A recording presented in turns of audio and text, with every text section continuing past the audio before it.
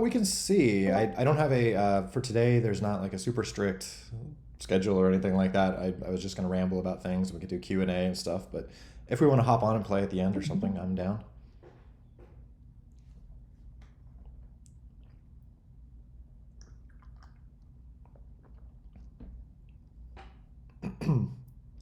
I'm still. I feel a little self-conscious after last time. I was like team killing for half the thing, like because I was like talking and sort of like half paying attention to the gameplay, and then I I realized like 5 minutes in that it was like the co-op round. I was just like kept throwing sock off a cliff and stuff. He's like, poor guy.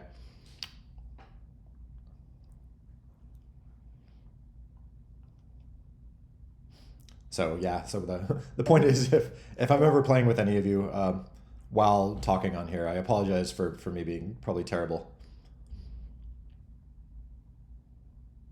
All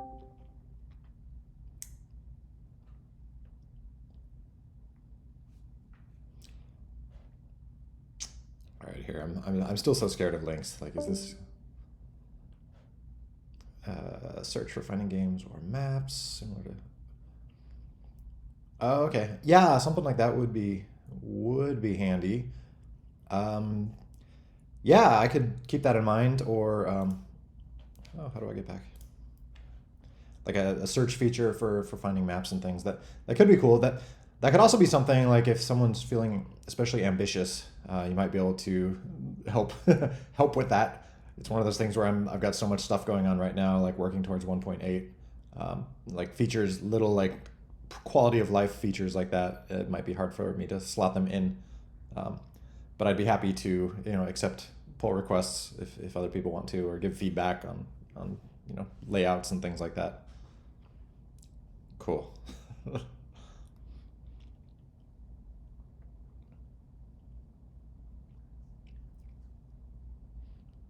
Yeah, I'm curious. Is that something where like you feel like you want it now? Do you have? Is there enough games to want to search now, or is that more just like anticipating in the future when there's more games?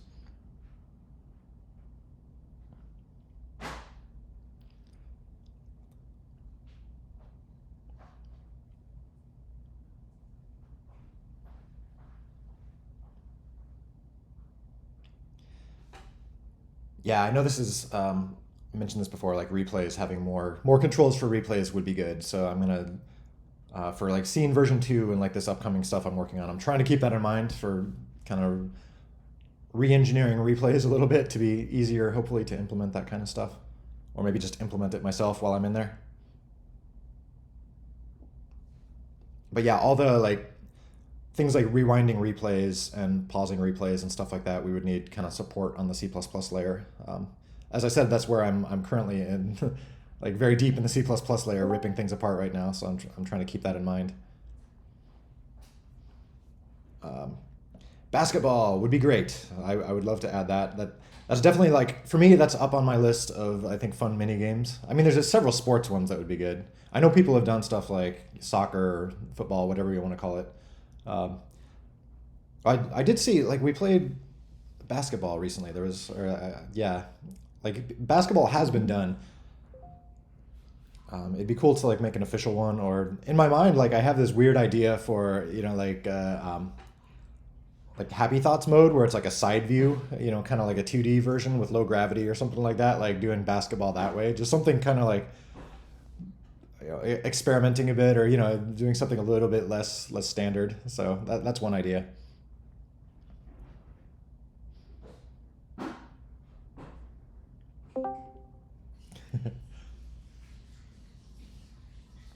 Yeah, something Rocket League-ish could be fun.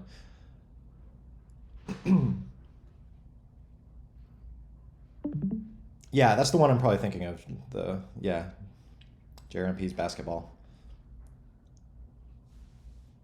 The one thing that was making me think, I know when I was watching it or playing it or a little both, is I wonder if or if we should have an option to make the shadows like crisper in the game. Like the game has very like soft shadows. It's kind of just the style. It's supposed to just look like the light's coming from like all directions. But in certain games like basketball, if there's something that's like floating off the ground, it's kind of nice to be able to see like a crisp shadow below it, so you can judge like where it is in 3D space, if that makes sense. So On a random side note, that kind of makes me wonder if we should have controls for like having like a sharper shadow under things. You think of like old. I grew up in like the '90s playing original Nintendo like NES games and stuff, and it was always like characters. The shadow would just be like a literal circle of black below them, like a sprite. So not maybe not that extreme, but just something where it's like graphically clear, like where the shadow is. Anyway, random rant on shadows. But yeah, basketball would be fun. Soccer would be fun. Yeah, I'm sure there's other sports out there you could do variations of that would be fun. Or just like making up a sport. It's like I kind of feel like it's fun to just take a sport and make something that's like loosely based off of it, but it doesn't have to be super strict. Oh, my old like spaz sketches from way back in the day. I always forget like what stuff is on like the assets directory or the old whatever wherever that stuff came from, where it's like all these old photos and like reference and stuff that I had that's up on a server somewhere. It's kind of like what the characters looked like 10 or 15 years ago.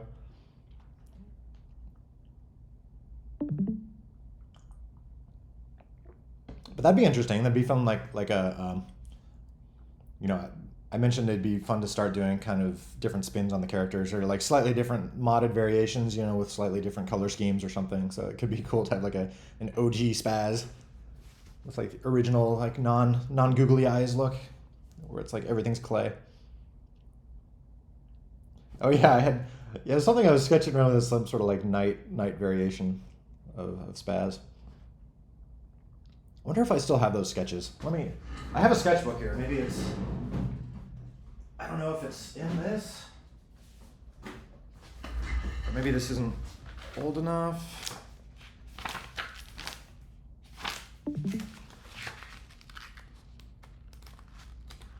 Nope. Doesn't seem to be here. It's a bummer. I wonder what happened to that. I went to art school, so at some point I had so many old like sketchbooks and notepads and things like that sitting around. I'm sure a lot of them got just thrown out. This one seems to be just a bunch of random sketches.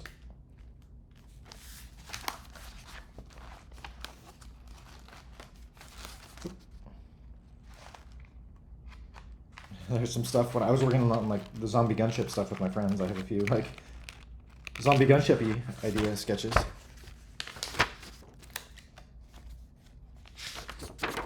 But yep, nothing too much. Have to check the closets.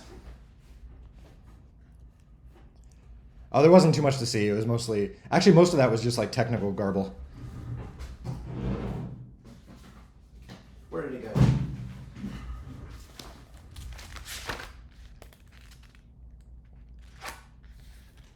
Oh, actually, there is this. This must actually be a really old sketchbook. There is this from. This was a map design from like the original like pre Clay Bomb Squad. So this must be a really old drawing. Oh wait, no. Oh yeah. This was Tip Top before Tip Top. So you may see this in like an old screenshot. Or like yeah, it was in like the pre 1.0 version of the game, where like I said, like before everything was clay and stuff. I think I have that one somewhere. Let me look. Documents.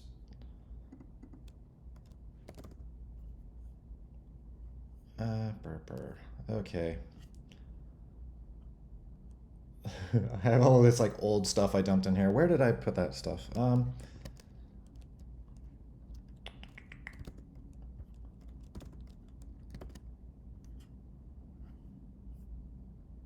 No, not in there.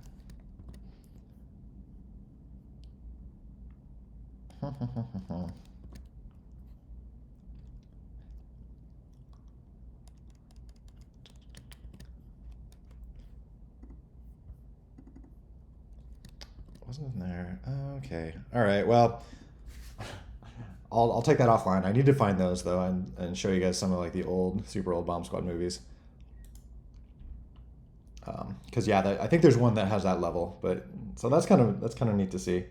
So this must actually be a really old sketchbook. I thought it wasn't as old, but it doesn't have some of that newer stuff like the Night Spaz. But okay. Anyway, any old screenshots from pre-Clay Bomb Squad? Yeah, all this stuff is in. Okay, let me look just a little bit more. It's got to be here somewhere.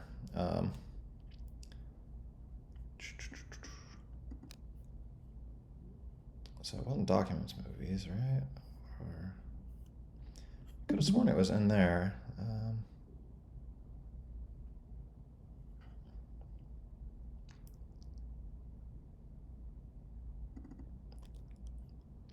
I'm poking around all my old stuff. People are going to be like asking about, oh, Bomb Squad old movies. Aha! Okay, let me download these.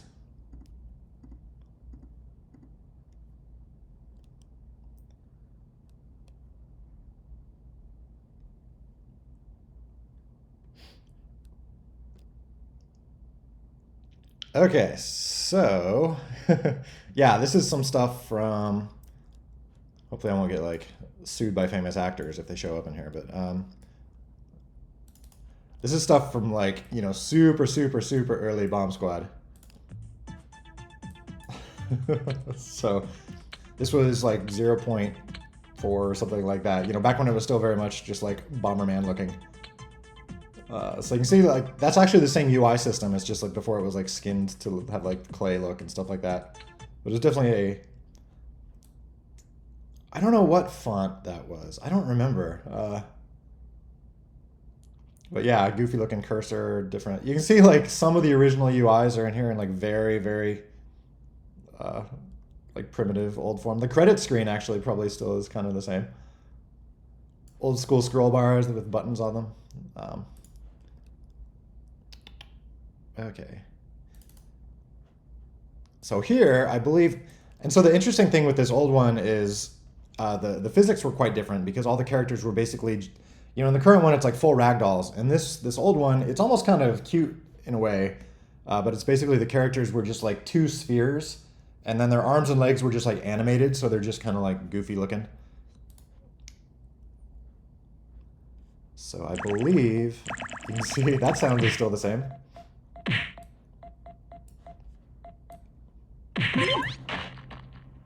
There we go. So yeah, here's what I showed you in my sketchbook. This was kind of like the original like tip-top sort of map. So it was kind of a cool looking game, but it definitely like it had a different look to it. It was more like less clay and more just kind of sketchy. Yeah, that was I guess Spaz 1.0 and Mel back in the day, and this one's actually Todd. That's my brother. I just made a character for him. So yeah, this was it. You can see some of the power-ups are still there. There's punch power-up. I think. Oh yeah, there's like a +1 bomb because again, this was more like original Bomberman where you could just like get more bombs or basically like keep powering up more and more. So yeah, ice bombs were still there. There was the speed power-up, so you could basically just get more speed. And eventually it became impossible to control your dude because he would just run off a cliff. But yeah, all these were additive, which it was kind of interesting, but it completely like broke the game dynamic at some point. Like a person would get like 10 speed power-ups and then it would just like fly off the level, which was it's funny, but it wasn't especially like well balanced or anything like that. So. But yeah, the reason I dumped speed boots is, yeah, basically because it, like when I added run, then it kind of like made speed boots, like almost bad or unnecessary and almost bad because, speed boots basically made it impossible to control your character. Like on some of especially some like zigzag. I know nobody likes zigzag and we should get rid of it at some point, but if you had speed boots on zigzag, it would be like impossible. But it could, I don't know. It could be interesting in like a limited game mode if you maybe had a few particular maps that are designed for that or something. Let's see what this is. There was an original version of like the two sports, like football and hockey, were both in here in original. Oh yeah, yeah. So there's original football. Very kind of simplified looking, but basically the same thing.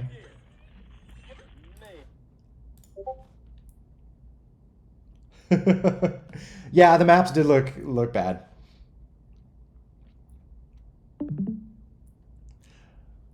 What else was there?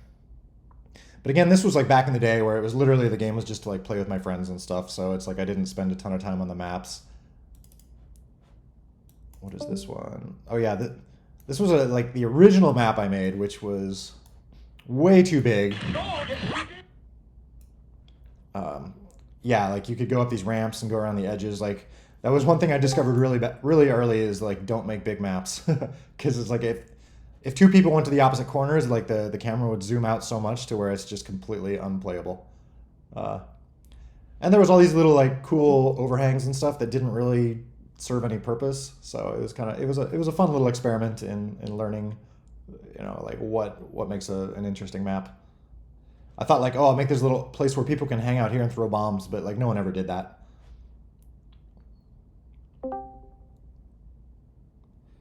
Yeah, I think at that time too, characters just dropped bombs because again, this was it started off as kind of Bomberman-ish, where like you just run around dropping bombs behind you. So you had to like drop bombs and then press pick up to pick them up. Um, and so yeah, at some point I realized like the fun of the game is like throwing bombs at each other. So I kind of moved it more towards like you whip out a bomb and you're holding it. Because that would always be hard for new people too, basically saying like, okay, you got to drop a bomb, and then you press pick up, and then whatever. So it just seemed to be like, simplify it a bit. Just whip out the bomb and hold it. Though there is technically, I think there's still a shortcut in there if you have a controller where you can drop a bomb. Correct me if I'm wrong. Like I haven't actually used that. Like if you hold one button and press the other, it'll drop it behind you. Rate my editing skills. What is this?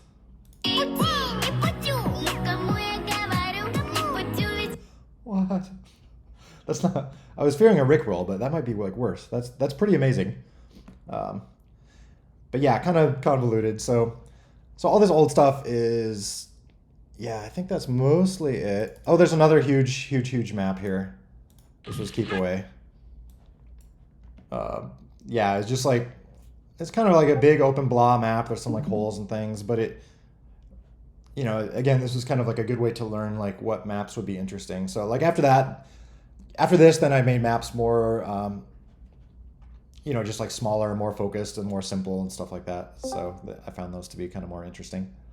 But and you can see all these were just like hand painted in Photoshop, just kind of really, really crappy little simple things.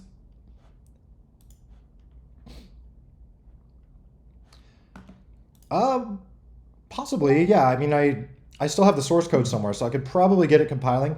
Interestingly, I could probably get it compiling on like Linux the easiest because I feel like Linux never changes, or it does, but it's very like stable. So we could probably get the Linux version running. Like the Mac version might be harder, or the Windows version. It ran on all three back in the day. It was built on top of SDL and stuff. Actually, maybe we could get them all working. Who knows? But yeah. It did some weird things though, like with the graphics and stuff, so I'm curious if some of that would malfunction. Also, I want to be a little careful because it has a bunch of like copyrighted stuff in it, so it's like I don't want to like put that out there and have that.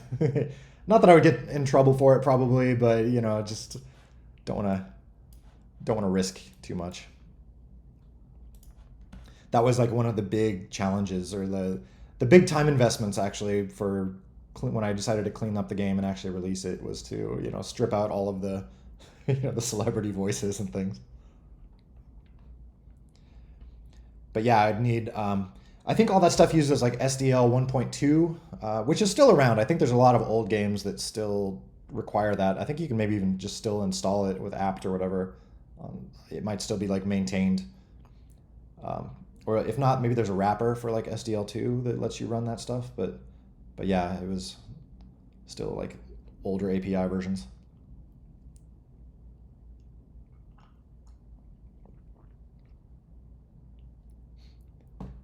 but it was fun. That was so that's basically what the game looked like from about, I started working on this when I graduated from art school. This was kind of like my hobby while I was looking for a visual effects job. So that would have been like 2004, I think, when I started that. So getting to be a long time ago. So from 2004 up until 2011, when I cleaned up the game and re-released it with the clay stuff. So that was what the game looked like for those 5 or 6 years.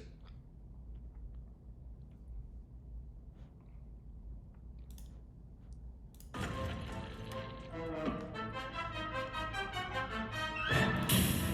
what do we got here? Oh, that's cool. A little shield effect down there.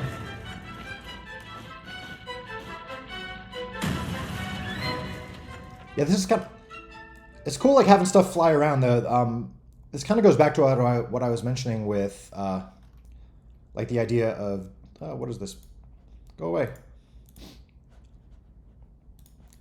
Like the idea of basketball or games where there's like 3D things like floating around. Like maybe the idea of having like a sharper shadow would help. Because I feel like sometimes, at least if you're playing on a 2D screen and you see something like floating by, it's kind of hard to tell, like, is that up in the air? Is that, and the game doesn't like draw a very sharp shadow for those sort of things. So maybe we could improve that. But yeah, cool concept. I guess you can see like a little bit of a shadow below it or something, but maybe that's something we could add to like the prop node, or something where it's like if you're doing a game that relies on things floating or being off the ground, like maybe you would crank the shadow to be more sharp.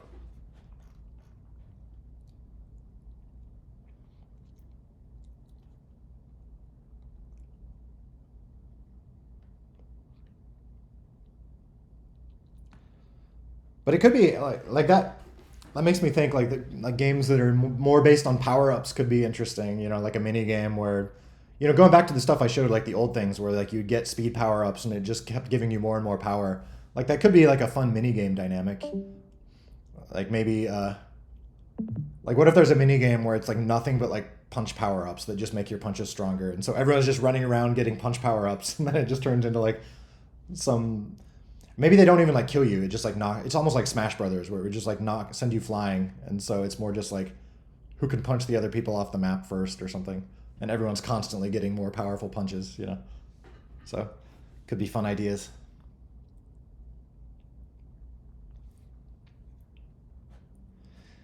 Yeah, this has come up too. This goes back to this request comes up often where people are asking like why doesn't each character have like you know a special power that they start with, or some stat that is better than other characters to differentiate people. And the answer that always comes up from a few of us is like that would tilt the scale on some games. Like a race game, you'd always like the character who has better speed would always win, certain things like that. So like it would make it harder to balance like all mini games.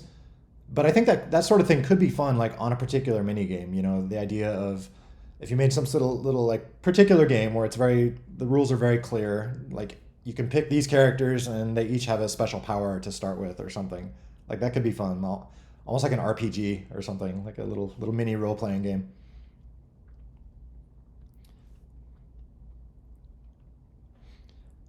So yeah, I think that'd be fun to experiment with. I think it would be like the challenge might be just communicating that. Having like a start screen or something that shows like the choices and what the different ones are. I don't know.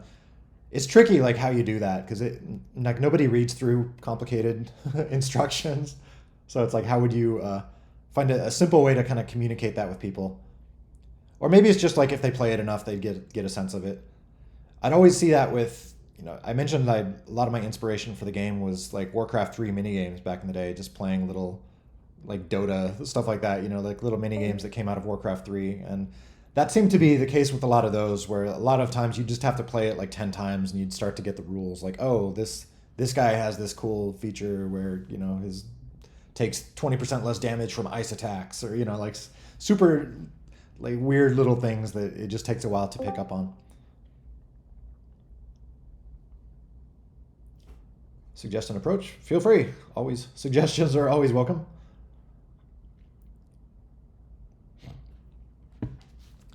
Toggleable yeah, something like that. That could be cool. Like some like a modifier you could apply to a game to give it like special starting powers or something. Roma Svinya? Oh, did I just say like a curse word? Shoot, I shouldn't be saying random things that I don't know. What did I just say?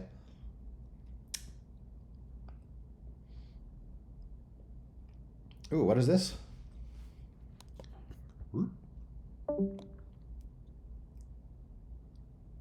Little like or different like a different hockey map. Or oh my gosh, there's lots going on here.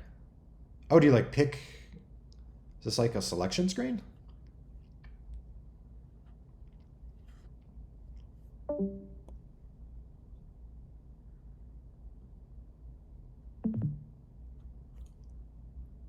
Oh, well, good night. If you're okay.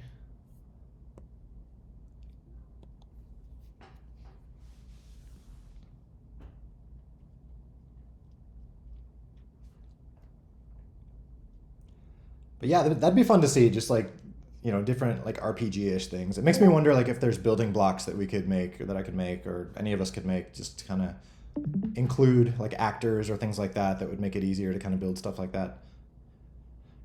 Like going back to Warcraft 3, like one of the things that helped with that was like in the base gameplay, it was very kind of RPG-ish. So, you could have heroes and the heroes could collect little inventories, basically.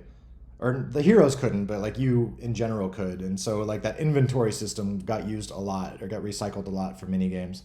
So it makes me wonder like little building blocks like that we could, expose or something.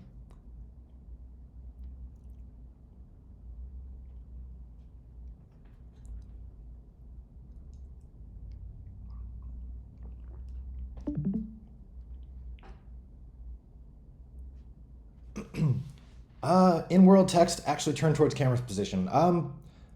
That could be cool, or that would, yeah. I mean, that's been something that kind of on the to-do list for a long time.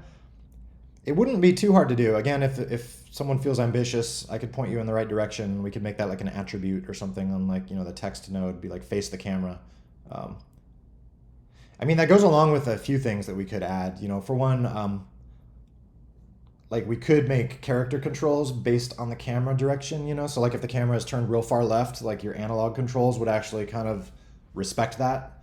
I don't know if we'd actually want that, if that would be a good thing or a bad thing, but if people like went and did really crazy stuff like a third person view with the camera or something, then that would allow that to work. You could like control your player from behind and it would do the right thing no matter which direction you're facing. um, but yeah, there's a lot of stuff in there that's very much just like hard coded to be facing the z-axis or whichever axis that is, that we could make that less strict. So yeah, no official plans for it, but I'd welcome it if anyone wants to help with it, or at some point I'll try to get to it. Okay, what do we got here? Mode, classes mode. Okay. So yeah, it would be interesting, like an interesting question. Okay, so yeah, maybe set settings, and then the settings could tell you, yeah.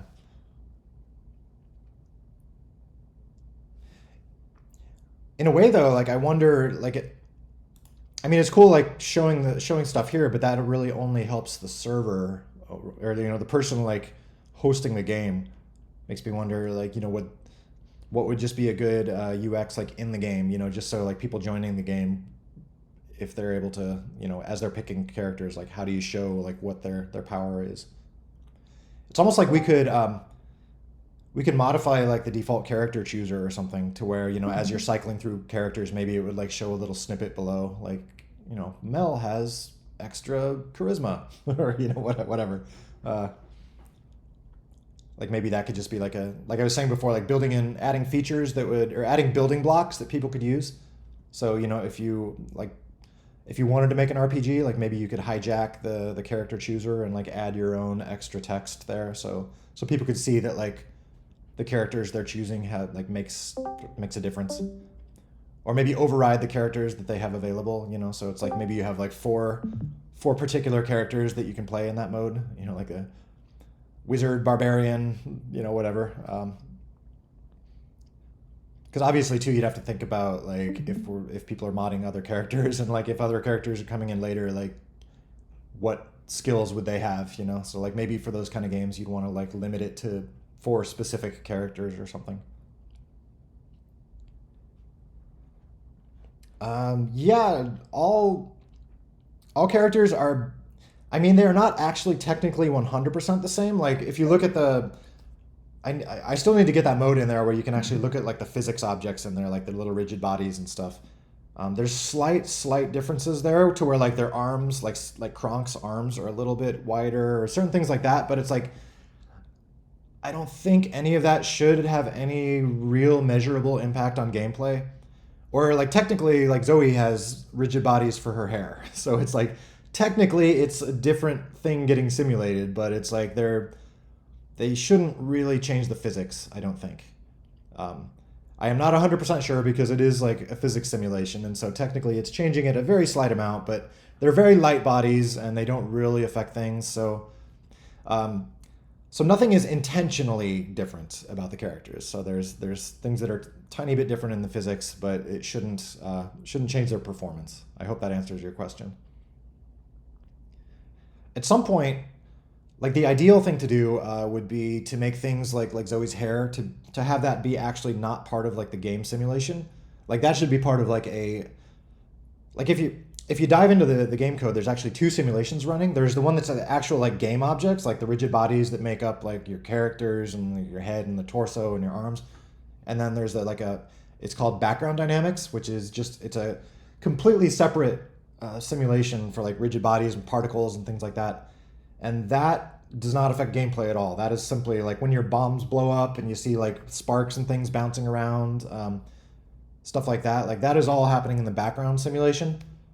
And and the idea with that is, like some players might be seeing a lot of stuff there, and some players, on like phones might not be seeing a lot of stuff, depending on what their hardware can handle. So I think certain things like again, like Zoe's hair should be actually part of the background simulation technically, because then it wouldn't be affecting gameplay at all, and you know, yeah, basically that's that. And then we could also add other fun stuff like other random things on characters that are getting simulated, like a cape or something like that.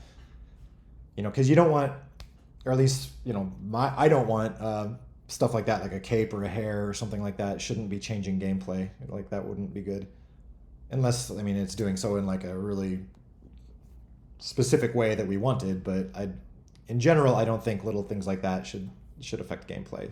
So anyway, random rant about background dynamic stuff. Yeah, cape simulation would be fun. I mean, that would be a little bit of work to make that probably behave well, especially with like characters blowing up and flying around. Like making the cape not do anything ridiculous would be tricky. Like there is really simple kind of fake cloth dynamics for like flags. So you could basically kind of recycle that for capes. The trickier part would be like making it do the right thing, like making it not go through the character's torso, or when the character falls on his back, like having the cape, do something reasonable in that case. Like that would be harder, which is kind of why I haven't attempted anything like that. But maybe a very small cape. Um, but little things, like I was thinking other little physicsy things could be fun to add to characters, just like different other hairstyles, or I don't know, pieces of armor or something that would flap around. I guess Pixel has like wings that kind of flap around. That's sort of like fake physics. Like those aren't actually in the simulation. So just little things like that.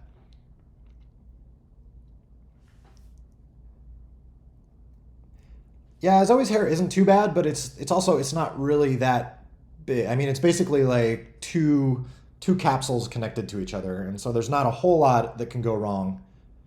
And it's set to be very. I think the forces on them are set very low, or like the stiffness and stuff, so they kind of squish into things, and it can kind of it doesn't like explode the simulation very often. Um, but I think something like a cape, where it's kind of like a big wide 2-dimensional sheet, like I think that might be trickier.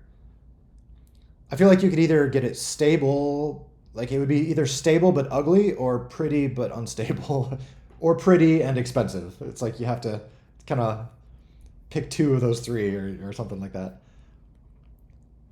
I mean, on modern like PCs and stuff, or if we did it on the GPU or something, we could do like completely awesome, kick-ass, uh, or awesome. I shouldn't be swearing.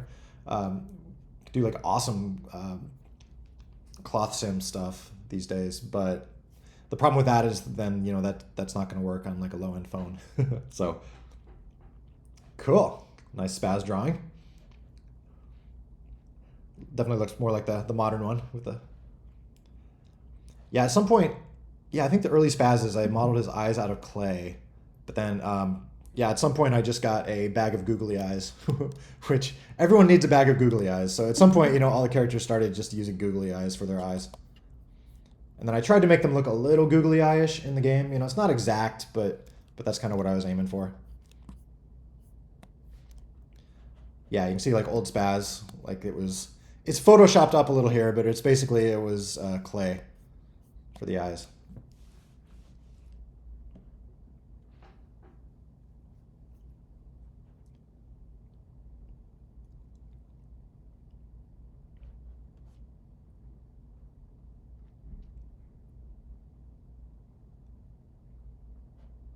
Yeah, maybe I could come up with, or maybe I could revisit the in-game ones to at least make an option to have them more googly.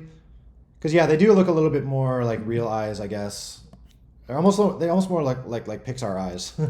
If you look at least like early Pixar stuff, they had very distinct eyes. Their eyes always looked a certain way. It looks a little bit like that.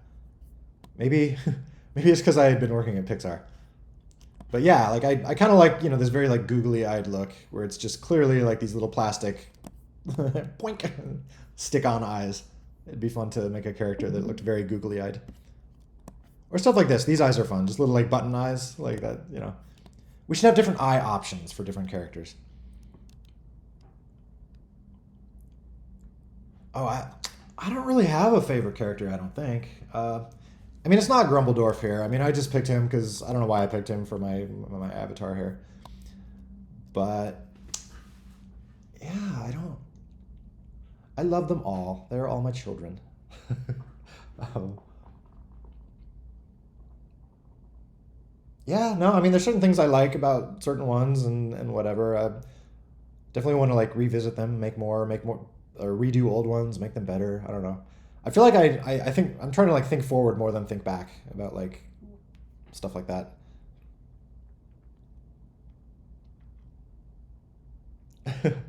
Yeah, some of it. I mean, I don't think I was terrible at first, but some of it is like intentionally bad. Like, I mean, Kronk. I spent like probably like 3 minutes building Kronk. He's basically just spheres stuck together to just look like a caricature of Arnold looking dude. Um, and I try to remind myself sometimes to not get too detailed with stuff or not get too like real or good with stuff. Like part of the design of the game is supposed to be just like kind of simple ugly stuff, almost like what a child would come up with like to play a game on, something where it's just like it's more imaginative and more it's more about being like simple crude shapes and not being like super awesome finely detailed things. um, and so it's like I have to remind myself of that sometimes because it's often I can spend like 2 minutes building something or throwing some blocks together or smashing something together in clay.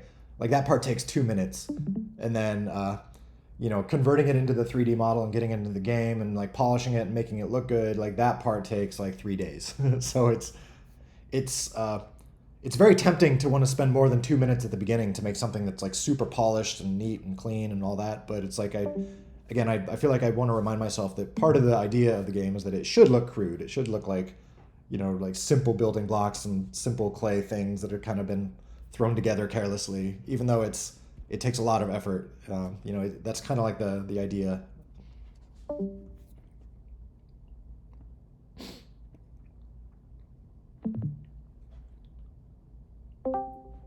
Don't play with Mel because I get suicide. Yeah, Ninja is always fun. I feel like there's something pleasant about him and his muffled screams.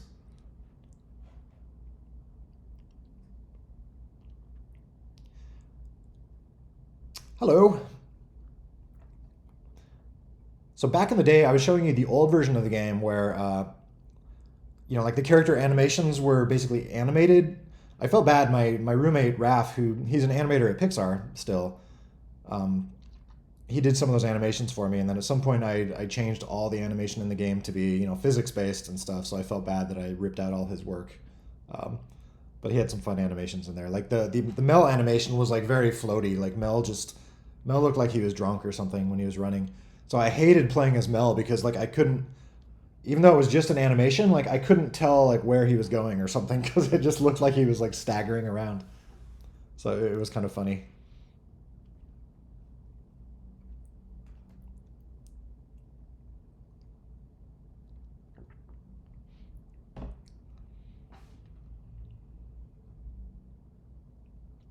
Drunk Mel.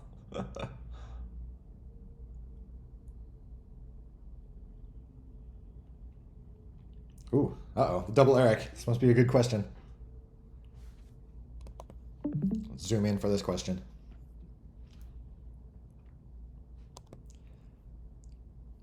I still have a few models. I feel bad. I can show you. I've showed these before. Like here's the two that I still have that are fully intact is I've got Frosty up here. That's the original Frosty model. And I've got Bernard. So the original Bernard model up here. I don't. Oh, the original 1.0 stuff that was not. That was before Clay. So like all of that stuff was just made in Maya and Photoshop. I didn't use any like Clay sources or things like that for those. So sadly, I most characters I made them in Clay, and I didn't have a ton of Clay. So when I needed to make the next character, I would smash them up and throw them back in the box. So most of the characters only existed for between 1 to 2 days. But yeah, I mean they're kind of big, I guess, a little bit. But yeah, this is about the size that I made most of them. I wanted to make them like big enough so I could get a little bit of detail on them, but small enough so that you could still tell that they're just like crude clay sculptures. But I'm thinking if I'm doing more characters now, maybe I will be better about keeping them around, just because that would be cool to have, like a shelf full of the old characters. Oh, did you guys not see it? Here, I'll show it one more time if anyone didn't see. But yeah, these are the two the two remaining surviving characters from the existing. There. Oh my gosh, it's so hard to like move things around when I'm watching the camera. It's like my hand moves the other direction from what I expect. So. Oh yeah, the old Zoe icon, which was kind of fun. She looked like flustered or something, or like she hadn't had her coffee yet. Um, yeah, Mel was derpy.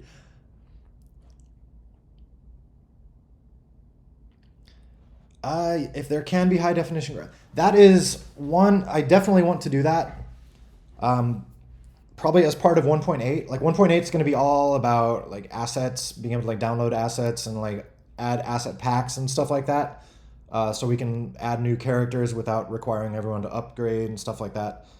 So as part of that, I'm thinking it could be fun to have like a high def option, or maybe something for. I don't know if it would be like maybe a default for like PC players or players who are going to be on big screens that with like high resolution screens by default. Maybe we'd want like a high res option for that. But the neat thing is, like technically, it should be possible to have that be like a checkbox or something, or maybe in graphics settings where it's like use high res graphics, and then it would either just download a new set of things automatically, or just display them that way or something. Because yeah, there's. It's funny when I made a lot of this stuff back in the day, it actually felt kind of high res because this was 2010 or well, the original game was 2004, so it's like a lot of stuff was very low res then.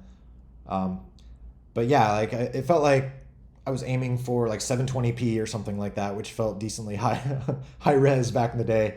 But now it's like most of it feels pretty low res. Everyone's on like 4K screens, and even phones have like multiple K resolution and stuff like that. So I would definitely I think some of the stuff we could turn up the resolution by default, and then other stuff, maybe we could have an option for PC players or something to get higher res things. Most of the stuff when I built it, like I built, like most of the UI bits, a lot of the textures and things like that, those are actually really, really high res. Let me show you if I can find something. I'll go show like some of the original source files if I can. So I have a folder around here somewhere where my brain works like half as fast when I'm casting. I'm not only bad at like playing, I'm also bad at like navigating my computer and stuff. So that would be where, oh yeah, documents, list of core master assets. Yes, I believe this is it.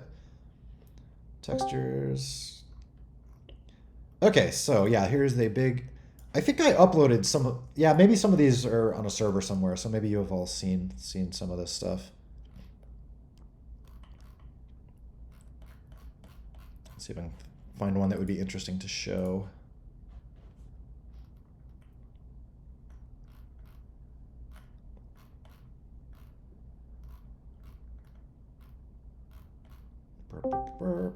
Like some of the UIs, maybe.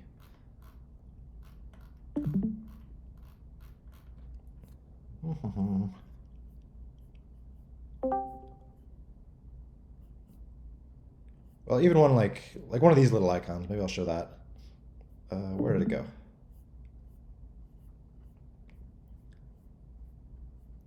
I lost it.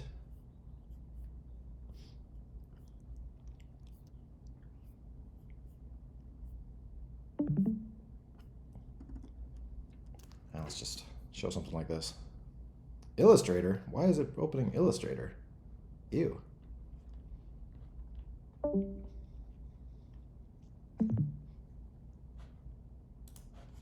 don't want to import Photoshop. I want to open Photoshop. I do have Photoshop, right?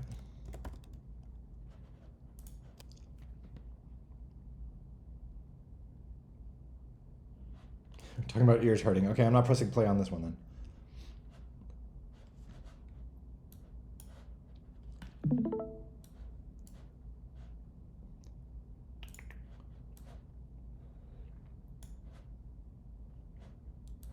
But yeah, you can see like stuff, I don't know, this is what, an achievement icon? Yeah, just one of like the little achievement icons, but it's actually like super, super high res if you zoom in on it. It's just, when it gets spit out to the game, it's what, like 32 pixels or something like that. I guess even this one, a lot of these are like Photoshop with like smart objects, where like the smart object is like an embedded layer, which is super high res. But basically, I was trying to, like, when I was creating the Photoshop source files for these, I would always try to make it bigger than it needed to be, just in case, and then maybe this one, does this have a lot of, oh, these are all like, I thought these would have been like smart objects. That's weird. Let me keep looking.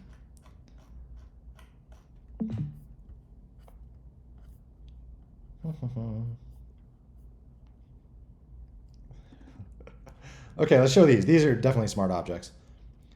But if you look at any random one of these, like the V2 icon or the Mickey Rock icon down here, like, yeah, like these are, you can see these are super, super high res. But obviously they're not that high res in the game. But the point is, like, if you're making stuff, like, if it's not too hard, I think it's good to make it like higher res than you need, and then just as a last step, or make a make file or use a tool to just automatically convert stuff to a small res, or like a lower res. Power, the old speed power up. Okay, this one was low res. Apparently, back in the day, I didn't make it very, very high res.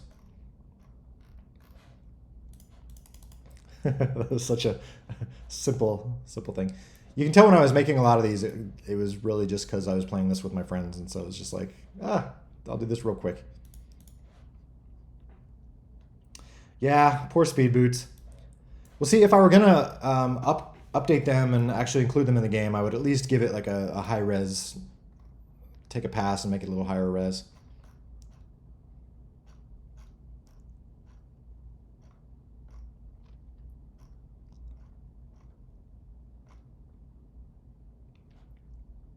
Let's see, like how big is the TNT source? So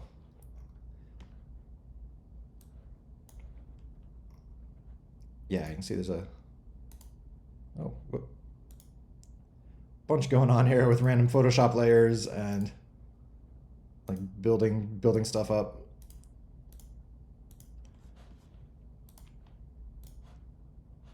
Well, it's not that huge. The source file is 1024 by 1024. I think that's bigger than the game though. I think the game version is probably like 256 at most. That'd be my guess, but I haven't checked. But stuff like this, we could probably include like higher res versions of this, like a 512 version or something. Like there's more data here that we could actually. I think actually going back into this, I remember what I did for this. I built this out of coffee sticks, like the little like wood sticks that you stir coffee with. You can see I took some scissors and some coffee sticks and I chopped some up and made this out of coffee sticks. so this one I did make like totally from scratch. You can see like it's super, I don't know if you can tell though, it's super grainy. So this must have been like an early iPhone or something because you can tell my camera was not very good. I actually had like a proper, real camera that I used for some stuff. So I think that shows up in some of like the photos of like building some of the assets. But at some point I just got lazy and I switched to like using my phone for stuff. And these days phone cameras are so good. It's like, it really isn't a problem. I feel like this would look super nice on, like my current phone camera or something. But yeah.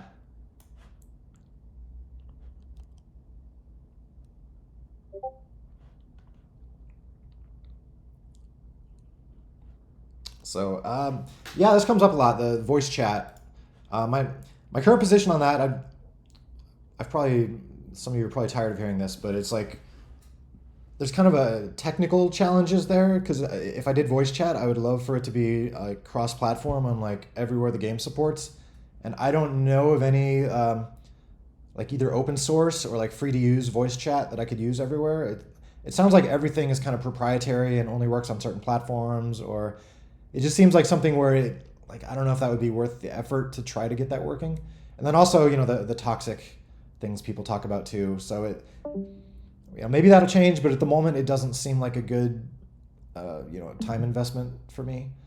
And hoping things like Discord can kind of work well for people too. People that do want to chat with their friends while they're playing. So it's not super high on the priority list. I'll keep my eyes open though, and like as we get squads mode going, and if the game gets to a place where there's less toxicity, and it seems like that could be a useful addition, like maybe we can get that in there. So if any of you coders or technical people, like if you see an open source voice chat system out there that we could maybe implement or add to the game, like let me know.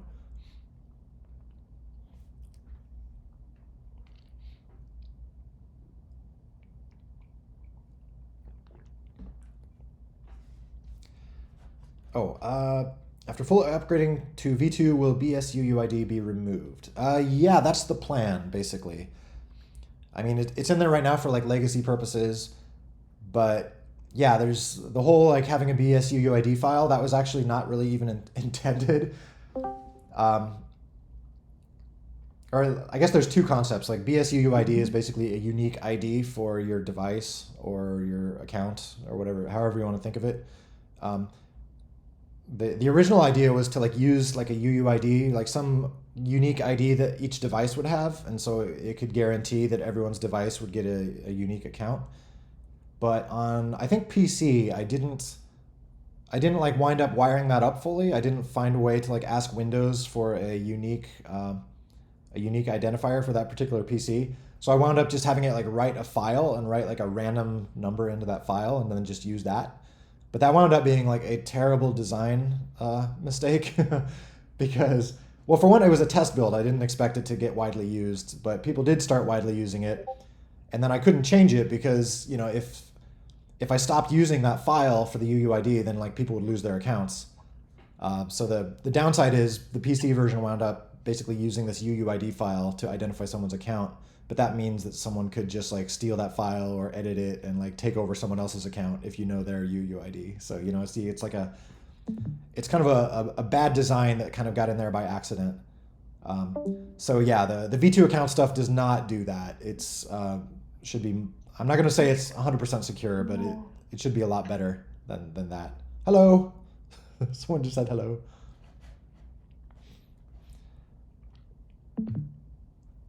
Yeah, I am curious. Like going back to the voice chat for a second. Like, do people find like Discord voice chat? Is that hard to use, or do people not like using that? Is too complicated? Do people prefer games that just have it integrated?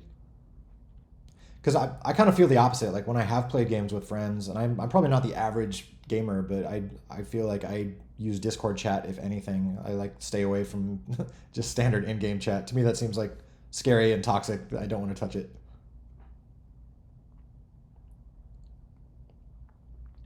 Right. See ya, Spaston.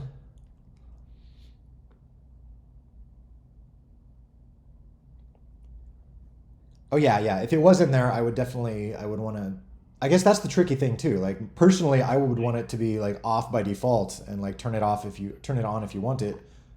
But then that kind of defeats the purpose in a way because then like if everyone has to like go and like search it out and turn it on by default, then it's kind of like they might as well just go search out Discord instead.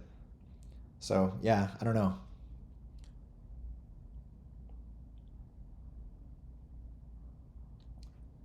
Yeah, that's what I was wondering is like, are people on low end or not low end phones, but people on phones and things like that, where it's, is Discord chat like a technical problem, or does that slow the phone down, or are there technical reasons why in app chat is or voice chat would be more accessible to people?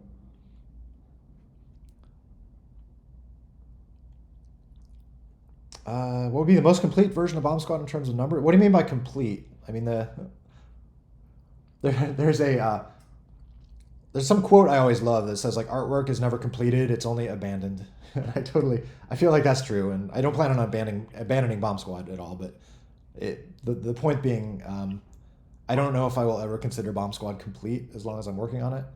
Um, I mean, I do picture like 2.0 is kind of like this target in terms of getting a good feature set in there and then releasing it on more platforms. Like I do feel like that's kind of I guess you could call that complete, but it won't be complete if that makes sense. I'm hearing some echoes here. I'm gonna mute you, whoever's not muted here. So anyone, always feel free to unmute mute yourself. Feel free to like speak up if you'd like to. Um, but if I see people like, or if I'm hearing echoes and stuff and people aren't talking, I'll mute people if needed. Oh, are my parents still alive? Yes, they are. I'm they're I mean they're getting kind of old. I'm not I mean I'm getting old, I guess, but yeah, my parents they're in their 70s, so they're getting old, but they're thankfully both still alive.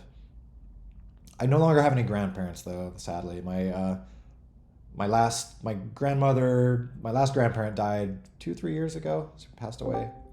All my grandparents lived into their like 90s though, so I was very fortunate.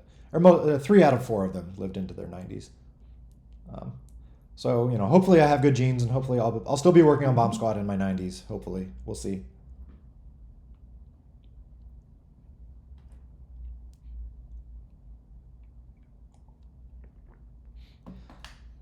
So 2.0, there's a roadmap on ballistica.net, or on the wiki on the GitHub if you want to look at that for specific features. But basically the overall plan is that 1.8 is all about assets. It's all about like being able to add new maps, new characters, things like that, without requiring people to update their game to get them. So that should open up a lot of like fun modding possibilities, and fun new character variations and things like that. And I'm hoping to start making more new stuff at that point. So that's 1.8. It's all about that basically. 1.9 is going to be all about getting squads mode working, kind of getting converting the game to be kind of online first, to where you like all the existing stuff will still be in there, but squads mode is going to be basically kind of what people expect from like a modern multiplayer online game, where like Fortnite type thing, where you invite people to your squad and then you take on other squads, or you kind of play stuff as a group against other people online. So it's like that's kind of the gist of it. And so like all the V2 server stuff, the V2 account stuff, all that stuff I've been working on for a few years now, I guess. That's all about like squads and all that like online centric stuff. So that's 1.9. Once those kind of two big pieces are in place, the 1.8 stuff and the 1.9 stuff, then 2.0 is just going to be about like polishing everything up and kind of relaunching the game in a way on like iOS and Steam, and also doing like big updates, kind of big hoorah flag wavy updates for Android and Mac, like the existing platforms. But essentially 2.0 is just going to kind of be like a relaunch, kind of almost like a new game, except it's still the same game.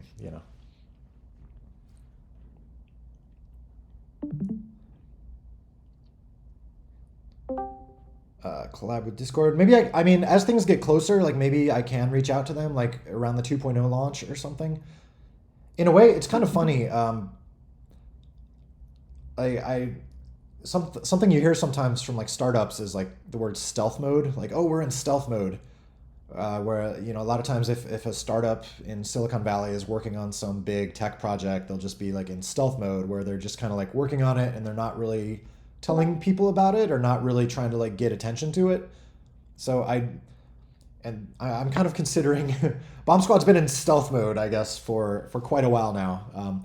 That's kind of my intention is to kind of just operate in stealth mode until 2.0 and then like make a big fuss.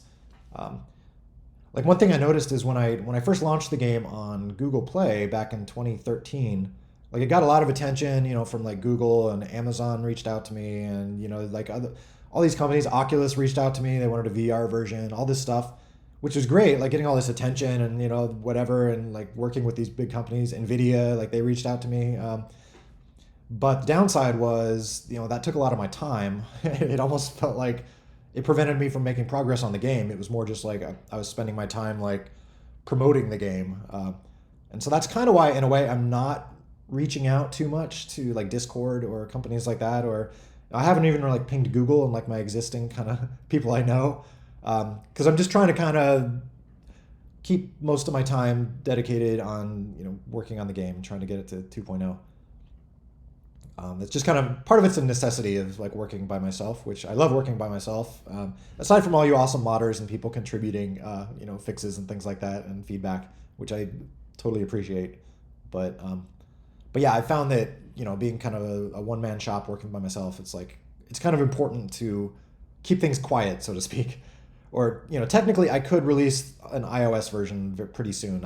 I wouldn't have to wait until 2.0, but it's like that's kind of the same reasoning where it's like I'd like to keep things manageable, get it to that point, and then I can just go into promotion mode for a while. So I hope that makes sense. Long-winded answer.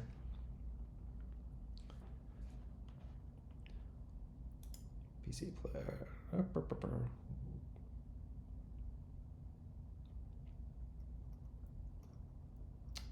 see what I'm missing.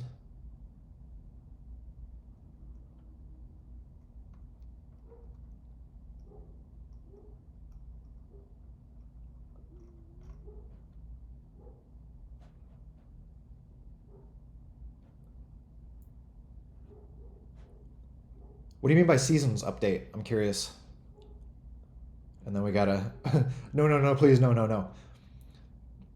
What what do you mean by seasons update? And what do you mean by no, please, no? I'm curious. What about this topic? Some rewards, leveling up characters, like. I mean, we do have like technically there are seasons right now, which is really just kind of it resets the high score list for tournaments and stuff like that. So like that will probably stick around, and I do think it could be cool to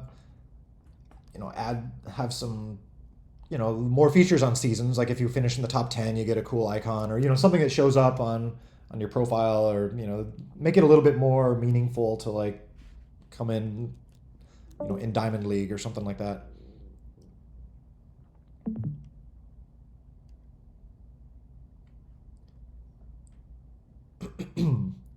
Yeah, it does seem like seasons in other games. It's more like they like change the game significantly each season or something, right? Is that kind of like their thing? Like what seasons are? It's just kind of like evolving the game.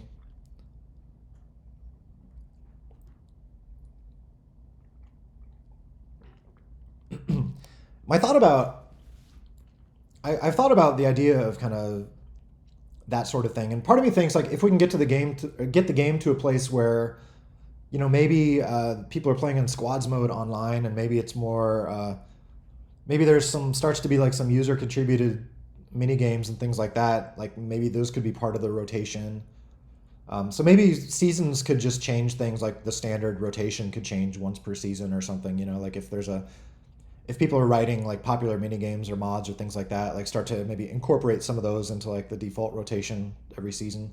So I don't know. I'd had ideas like that where it's something where the game would kind of change a little bit season to season, but it wouldn't really be changing. It would just be like changing the default playlists.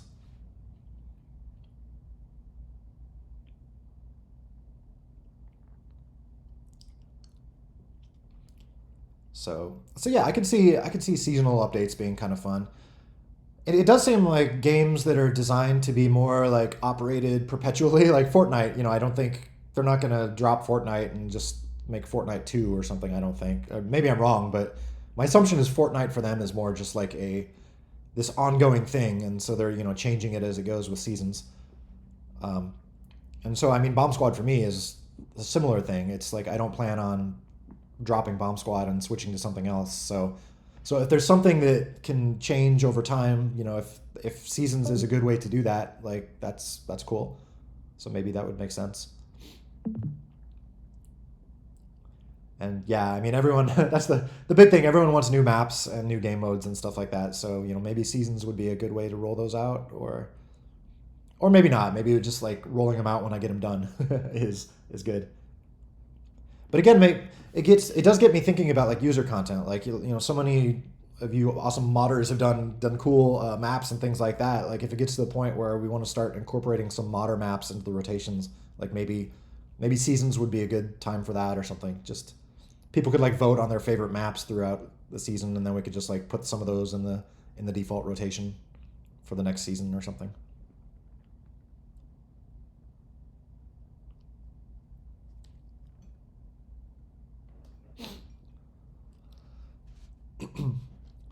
Yeah, stuff like I do want to look into Steam Workshop. Like if I can incorporate Steam Workshop once the Steam version is out, like if that's something that would make sense. 'Cause the cool thing about that is then people can make cool stuff and make money for it and all that, and I'd love to. I'm all for that.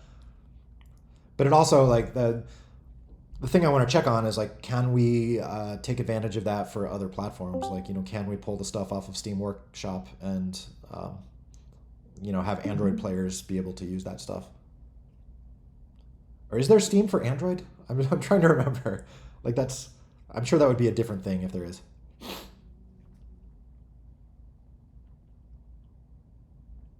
Easter Bunny has Kronk. Oh no, I'm so ashamed that I got called out. Yeah, I just thought it was funny to like make Easter Bunny have Kronk sounds but sped up. But then when you play in epic mode, it totally gives away the ghost, as they say. Like you can totally tell. It's like, why is Kronk here all of a sudden? So I suppose I should have recorded specific sounds for Easter Bunny. Maybe I can go back and do that. I can be like George Lucas and just fix my old thing years after it was released. But then all the original fans of the original Bunny sounds would be angry and stuff. So I don't know. I recorded some of the sounds myself. Like Kronk, that's all me. Um, it's a combination of like I did some sounds, and some sounds were like free internet sounds that I found. A few of them are friends, things like that. I've never had like a professional voice actor or something. That would be fun to do sometime. I'm curious actually how much that would cost. Like paying like a someone who does like voice acting for cartoons who has like a really cool voice or really unique voice. I wonder what you'd have to like pay them to, like, hey, can I have you record like 10 sounds? It'll take like 5 minutes. I think Mel was downloaded like from like Free Sound or one of those sounds that I just found like insane person laughing or something like that. And I was like, that sounds like it could be Mel.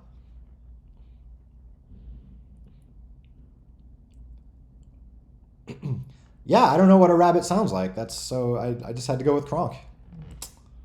Clearly.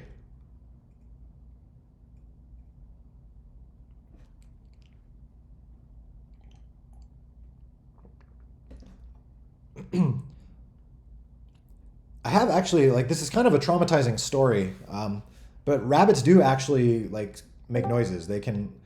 I had a pet rabbit when I was growing up, and when I was a kid, and my neighbor was over, and I think I made like a leash for my pet rabbit out of like a piece of string, and so I was like, look, I made a leash for my pet rabbit, but then I think it was more of a noose than a leash. I think it actually like got too tight on its neck, and it started strangling the poor rabbit, and the rabbit like actually made like a screaming noise for a moment, and then I took the thing off, and I was horrified, but my pet rabbit actually made a noise, so they do make sounds.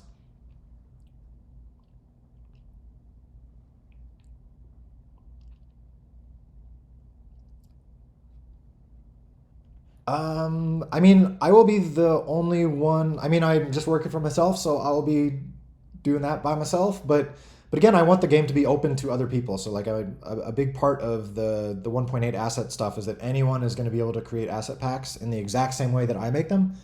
So that I'm hoping. I mean, I like some people have done such awesome work. I'm hoping to be able to pull in some other, user generated maps and things like that as part of like maybe the standard squads rotation or something. Or maybe we can set up a setup. Maybe I can pay some people and just make their maps an official part of the game or something like that. So we'll figure something out.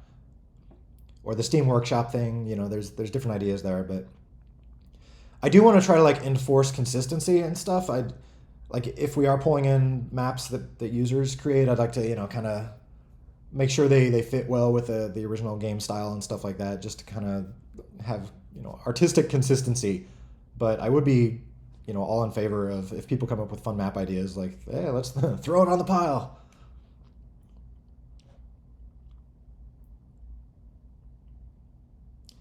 Yeah, so you had a similar rabbit experience, yeah, like squealing. Yeah, mine basically did that. It was like a high pitched like squeal sort of thing.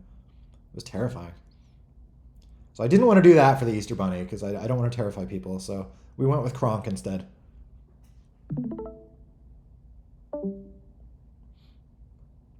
Yeah, exactly. Because yeah, for me that was like literally the only time I ever heard my rabbit make a noise. It was such just like a cute, cuddly little white bunny the rest of the time, and then until it screamed at me.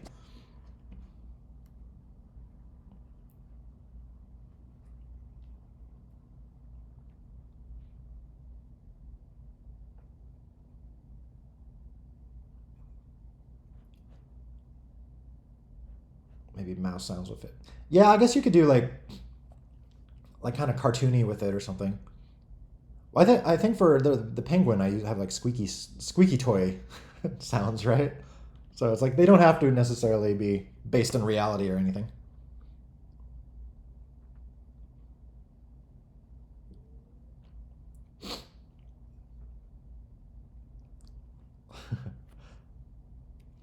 I mean, cartoons do a good job. Like it's so cool to watch like old Bugs Bunny or Wile E. Coyote, Roadrunner stuff. All the you just like see like crazy sound effects you never think about when you're like watching these cartoons as a kid, but then you actually like look at what they used for certain sound effects. It's like, wow, that's like, how did they think of that? It just like it fits so perfectly. But like a bell ringing when they get punched or something like that, where like it totally fits, but it just doesn't seem like something you would intuitively think of.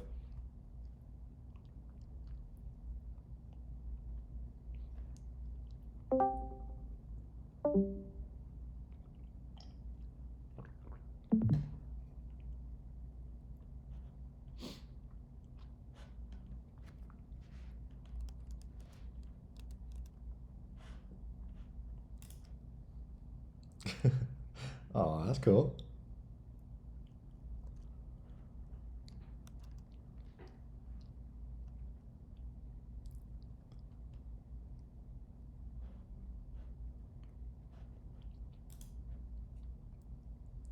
It's just like their fighting stance, right? Like how in fighting games, like everyone has their cool like weird rhythmic way that they stand. Like no one does that in real life. Like when you're waiting in line for like a to order a burger, you're not like, or maybe people do. I don't know. I'm gonna do that next time I'm waiting in line for something. I'm just gonna like pick a fighting game stance and just like do that the whole time.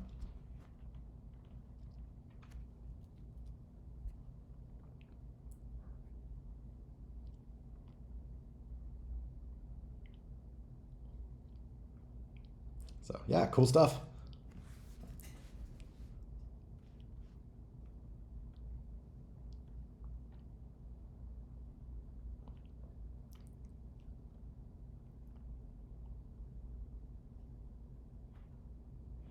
It probably is good. Like I'm getting older, so I should be doing stuff like that. Like just keeping my joints moving.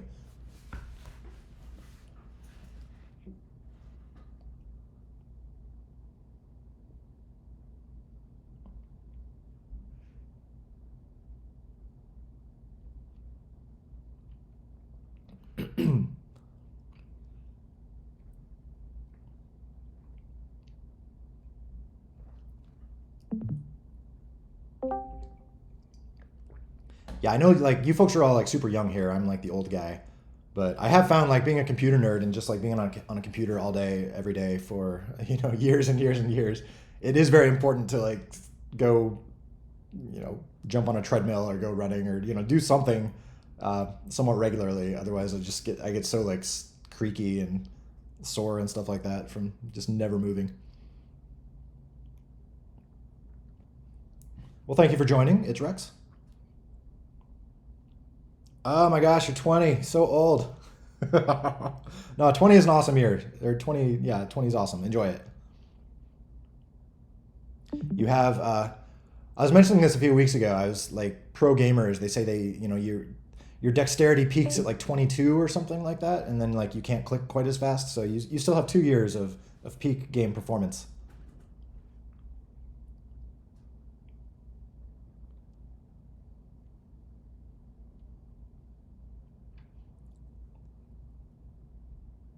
So, 17. Yeah, you're good. You still got a while. I'm sure. I'd be curious. Like, does that actually? I'm sure that's only affecting like the best of the best of the best, like the apps, like the RTS players with like 300 actions per minute and stuff like that.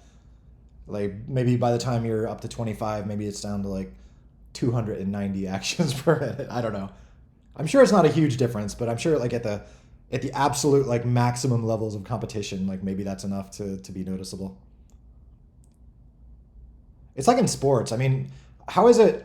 I know most of the world is big soccer fans. Like, is there a what is the oldest soccer player? Like how or football, as most of you say. Like what?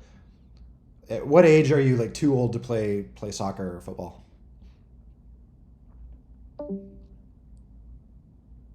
So here it kind of depends on the sport. Like some sports you can get up to like 40 in your 40s.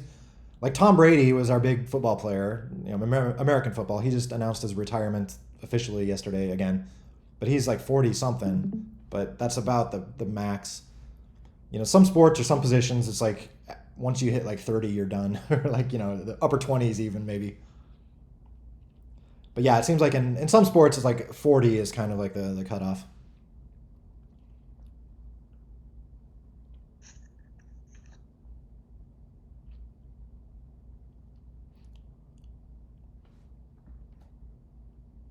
Oh wow, 57. That's awesome. I'm Russian. Oh hello. Good to meet you.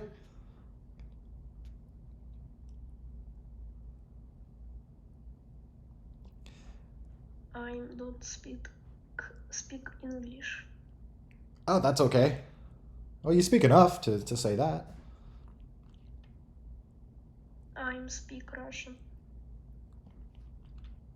Cool.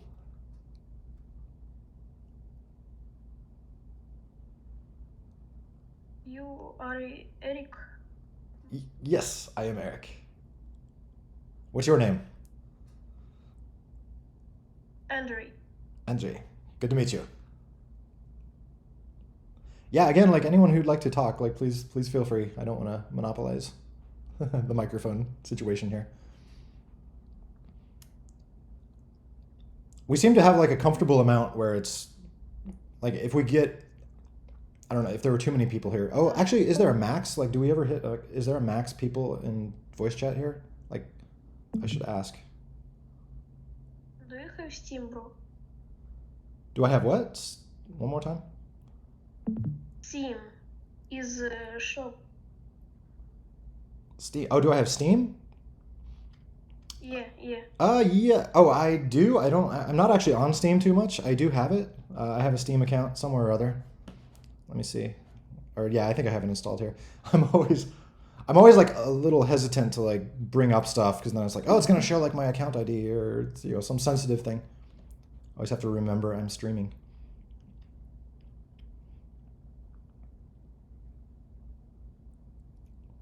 So, yeah, again, like, applause to anyone who, not that I'm trying to, guilt people into talking, but please, feel free if you want.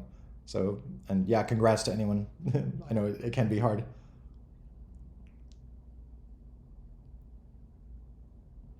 Oh, Steam. Oh, Steam ID. What is my Steam ID? I'm like Efremling or I'll just bring it up.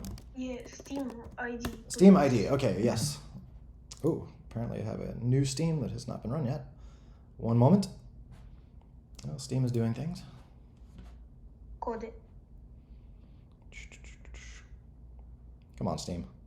You can do this. Yes, Efremling. Okay, I won't go farther than this, but if you can find me based on that.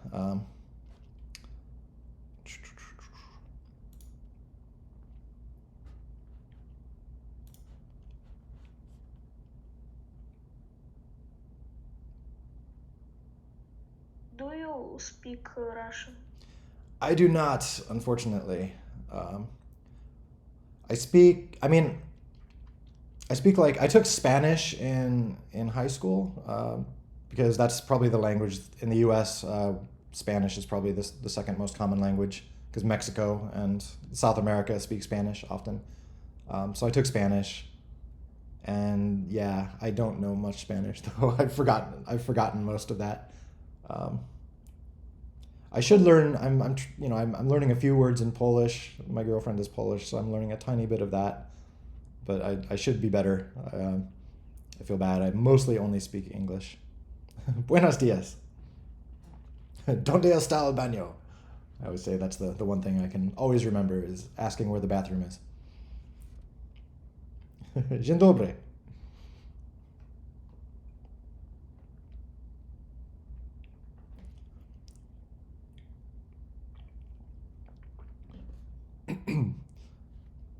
You not register is Steam? Hey, what was that? Oh, that's You cool. not register is Steam?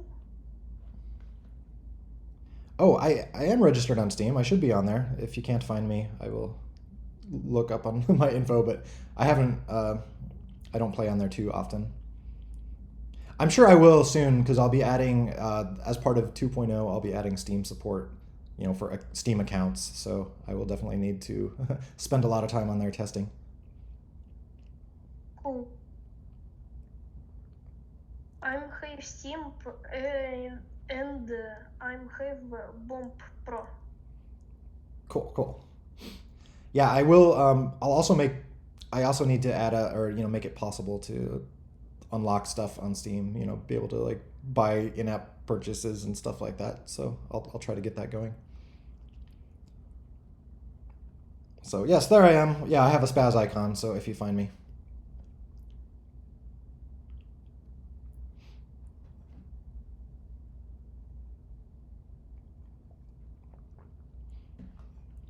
but yeah, cool. Sneak peek. Is this you're kind of experimenting with a new map here, Sock? Give me. No, that wouldn't be fair to other people. I feel it's funny. I get random emails and stuff saying like, "Hey, can I have some free tickets and stuff?" And so it's like, in a way, I feel bad because there is, it's just like it wouldn't cost me anything to give people free tickets, but it's just like I don't want to be unfair to people. Um, so I, Very chat. what's that? Very chat. Very chat. Yeah. Still not quite sure what you mean. Very chat. Oh.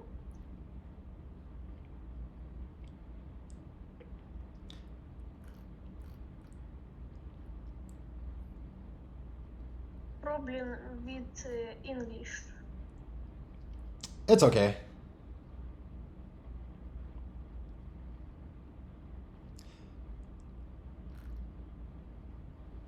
Where is the chat?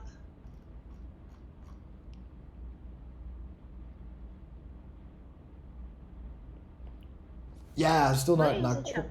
Oh, where is the chat? Yeah, Oh, yeah, yeah. what do you mean, where is the chat? I'm confused. Oh, on the, are you not seeing the chat window in Discord? It should be like there's a button up here to show it, or is that what you're asking?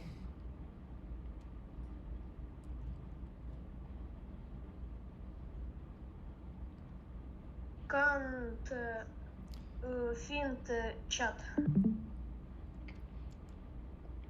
Yeah, it should be in the like the right upper corner. Are you depending on? Yeah, I always have to. It always takes me a moment to find it. Let me see if I hop back out and hop in. If I close that, is it? I see what chat. Yeah, show chat. Like for me, it's always this icon up here, show chat. But yeah, that might be easier for you if you can get that going. Do I have any beta pieces of art you have not shown to the public? Kind of. There's a few things that I haven't added in yet that I don't want to show yet. There is stuff. I did add certain bits of art in that I was intending to use for UIs and things, and of course people found those. And um, there's like the store icon and stuff. I don't actually know if I'm still going to use those, but let me go back to where I was a second ago. So master assets, textures. Whoop.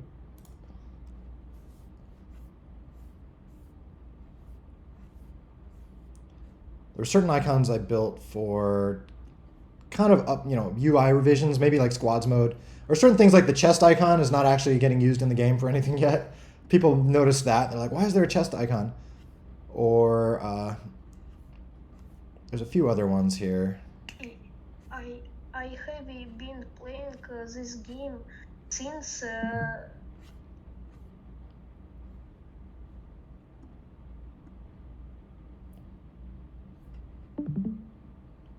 Chest icon uses in plugin. Oh yeah, I'm sure. Yeah, people write plugins that use it. I'm the, sure. Oh, the problem with numbers. To problem with numbers? Can you chat or can you type in chat? That might be easier to understand.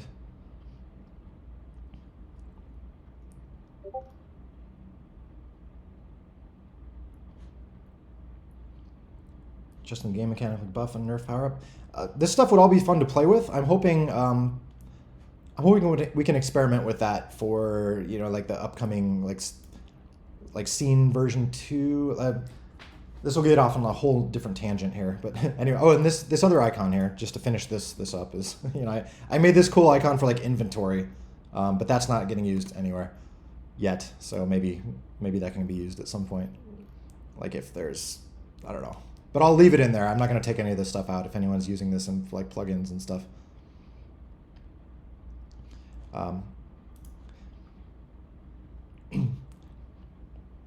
or like it'd be like an icon for like inventory or store. Or part of me was like, if there's cool like cosmetic stuff that you can unlock, like different characters or helmets or skins or weapon styles or something like that, that would just make your stuff look different. Like that could be an icon for that section, like showing the stuff you have.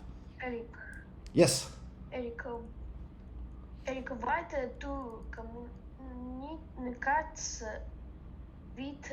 Russians. The what? I heard part of that. What to communicate with Russians? Like you mean like how to communicate? Like what?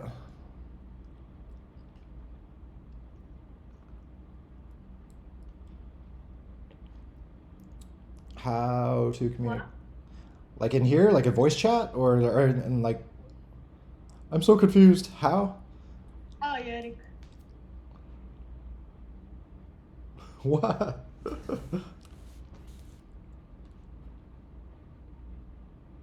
Dwellick, yes, Dwellick, our resident Russian. Help. I mean, we have lots of resident Russians, but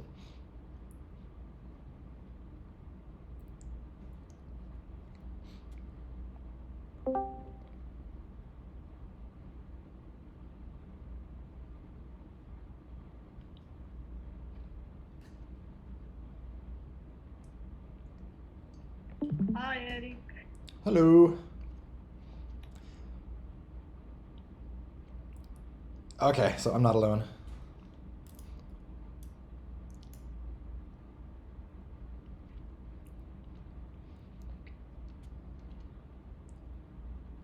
Anyway, what was that? We were mentioning.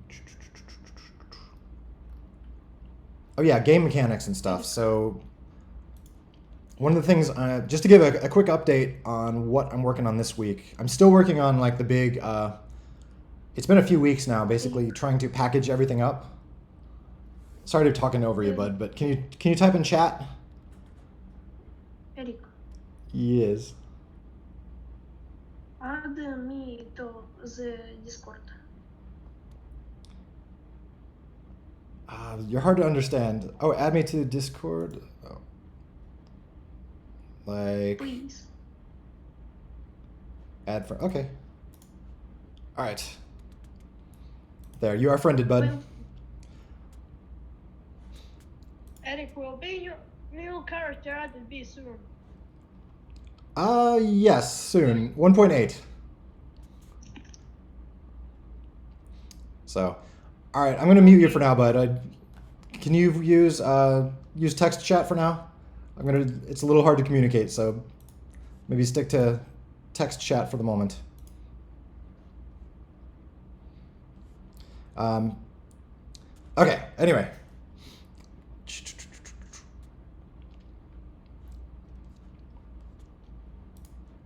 So yeah. So quick update for what I've been doing real quick is just yeah trying to I'm still working on kind of that big code refactoring I was telling everyone about. Oh yeah, this is so ugly. That's just like Ninja without his eyes or something, right? Yeah, literally. Okay. It just looks super creepy. But yeah, basically I've been spending all week in Sea Lion here. Oh, let me quit Sea Lion. Didn't realize I still had that running. Bring that back.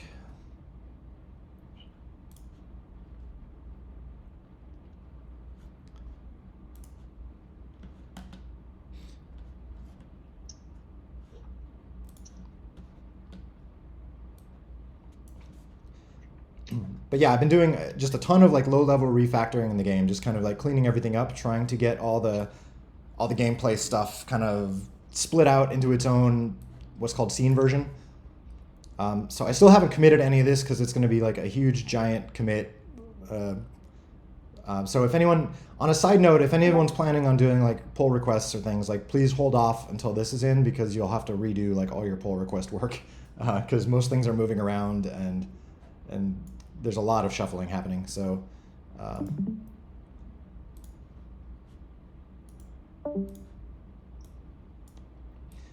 But yeah, on like the low level like C part of the game, if any of you have dabbled with this stuff, just doing a ton of like moving everything into like this like scene V1, which is basically this is all like the gameplay, all the existing gameplay stuff. So basically everything in the game is moving into this little like scene V1 section, like all gameplay stuff. So everything from like asset code to connection code to dynamics to nodes, all the stuff that anything that affects gameplay will just be kind of wrapped up in this scene V1. And so it's taking quite a long time to basically separate it out from the rest of the game, make all the rest of the game kind of independent of scene V1, or all the rest of the app, I should say. But then once this is totally done, then that's a big part of like the 1.8 work is getting kind of scene versions working. And then we can basically split off scene V2, which is where we can start to do like more substantial changes and kind of fun stuff like shifting around nodes and adding new node types and just cleaning things up and adding like asset downloads and stuff like that. That'll all be scene V2 or some other name, V1B, I don't know. New node types, not necessarily new node types. Maybe I don't have the specifics really figured out yet. You can see actually here is scenv1.cc. This is the C++ file. If you come in here, you can see actually what it is. Here is where it is initting all the nodes. So these are all the nodes that exist in scene version 1. You're probably all familiar with this. You know, you create them from Python. So like there's the null globals, session globals, prop, flag, bomb, explosion, shield, light, text, etc., etc. Um, so basically in scene version 2, you know, we can have this same set of nodes, or we can add nodes or remove nodes or whatever. Like that's kind of the purpose of having scene versions, is that we can just like change this around or evolve it or improve it, or you know, have a more, you know, we can change prop node to be more generalized, or you know, change spaz node to be cleaner or whatever. You know, like we can start making changes that are backwards incompatible, because we will scene v1 will still exist, so we'll still be able to play existing, all the existing game types and all that stuff will still work because scene v1 will be untouched. So that's kind of what scene versions are all about. It's like it'll let us evolve the game forward and make changes like this without breaking existing stuff. So can I teach you Russian? I would love to learn Russian or other languages, but I feel like that would take a long time. Um, so any idea when the API 7 to 8 update will be out? I'm working as fast as I can to get this stuff finished up, but it's like it's this huge untangling involved. Like there's still, like my work right now is basically going through all the C++ files and looking for anything that references like scene v1 stuff and pulling that out. And it's taking quite a long time. I know I've been working on this for a few weeks. It might be another week or two, or who knows. I'm making good progress, but it's taken a while. So I can't promise anything. Sometime in the next few weeks, I think.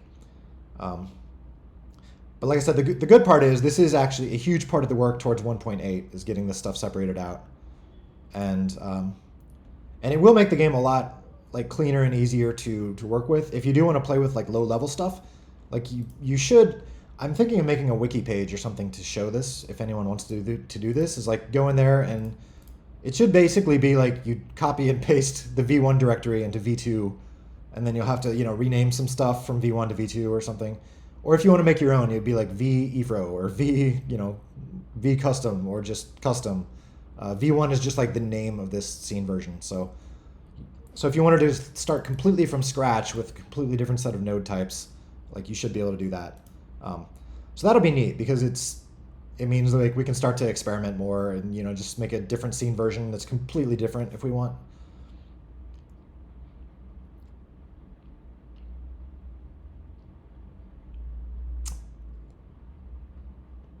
So let's see.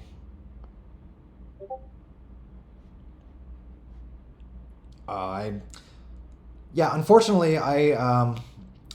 there's still the old test versions around that support Windows 7, but it's basically technically impossible to support it at this point because it's like the one thing I do want to keep the game using new versions of Python, like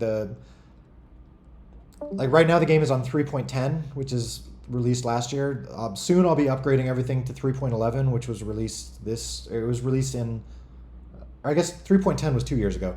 3.11 was released in October, so you know, just a few months ago.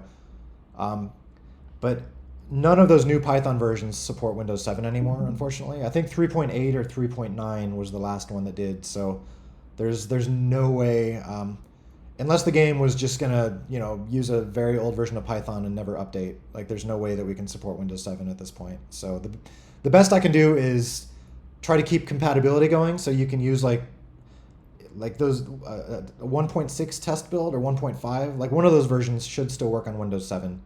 And you should still be able to connect to modern servers. So that's the best I can offer, unfortunately. What games do I play on Steam? I've not been playing any games lately. The last one I was playing the most was actually Paladins, which was, has anyone played Paladins? It was like a first-person shooter. It's a little like, it's like a free-to-play version of Overwatch. It kind of feels very Overwatchy. I never played Overwatch, but I kind of got sort of into Paladins. I was just playing that a bit.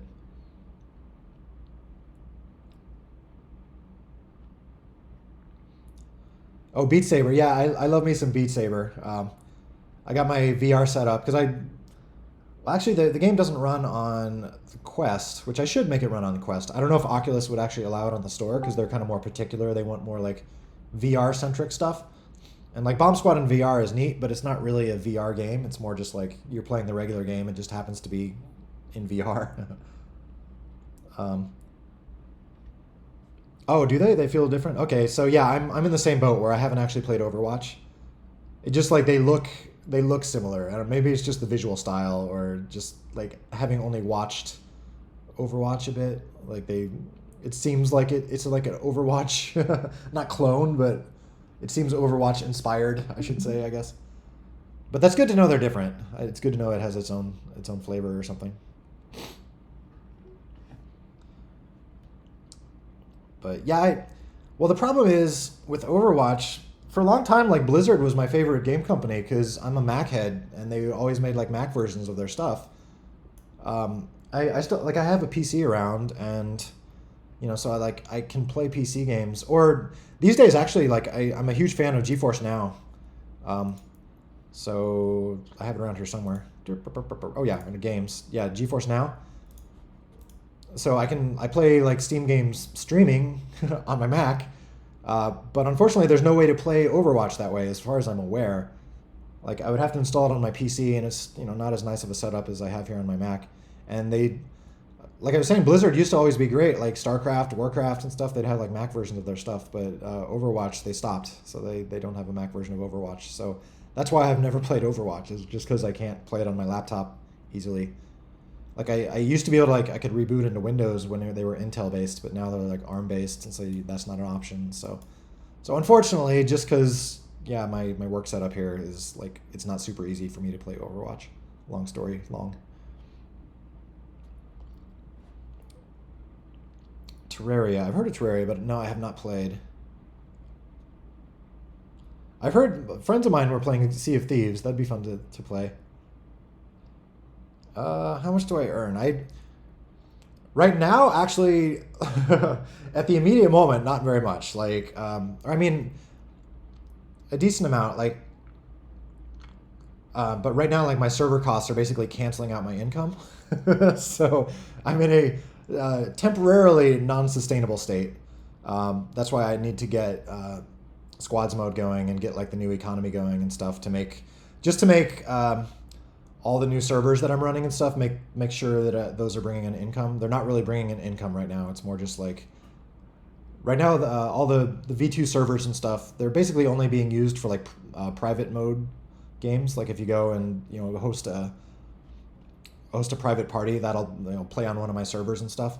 So it's really like all that new server infrastructure I'm running is not really bringing in any income aside from hopefully making the game more fun for people. But yeah, right now the game is basically breaking even, or if that.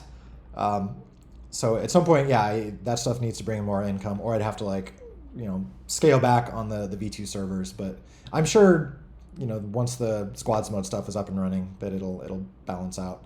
But yeah, for I think that's kind of the story of being like an indie game person is like sometimes you make it, or if you have a hit game, sometimes you can make a lot of money, other times you're not making any money. So it's like you got to kind of be ready for the ups and downs. So yeah, for right now, it's good incentive for me to push forward and get squads mode and the new economy working. But right now, I'm kind of draining savings just a tiny bit at the moment.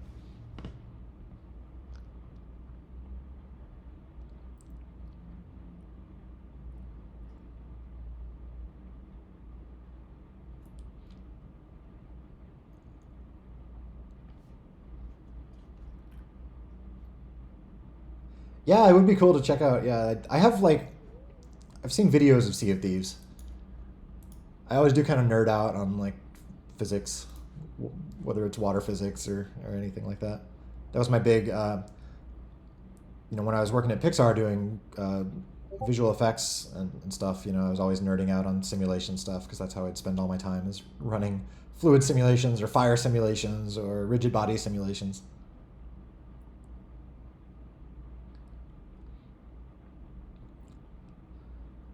I almost have all my stuff back. There's one. I'll show it when it gets back from the framer. There's one cool shot I did on Up that I got some of the like sketches from that framed along with the final shot. So I'll show that when I get it back. I'm gonna hang a bunch of stuff on my wall. The forest. Oh yes, I did work on the opening. I'm sorry. There's if you see the opening there, anytime there's balloons in the opening, like the very early, I think the first shot of the movie, he's like the kid walking along with a balloon. Like I did the balloon. Um, or anytime you see balloons in the opening of Up, I think I did all the balloons. So there's a very sad shot where you see Carl walking back into his house by himself, and he's pulling a balloon behind him, and closes the door. It's a very very sad moment in the movie, and like I was working on it, and I was just all sad while I was running balloon simulations and like trying not to cry and stuff. You know, it was even sad to work on. Like it was such a like a sad part of the movie. Yeah, I did. I mean, not all of those. Like some of those were other people on the team because there were a lot of those shots, like the ones coming out of the chimney. But uh, the big part I did, like one of my bigger shots in the movie, is when you first see the balloons coming up behind the house, and like the tarp falls away, and like all the balloons come out, and then the house starts to like lift off. I did all those shots, so all those balloons. That's me. That's actually the one I want to show you that I got framed is like one of those shots. I had the director signed it, and I got some of the like the sketches that he made for me to like plan the shot out. So I, yeah, getting getting that all framed so I can hang that. So it's cool. So very nice, good sketch.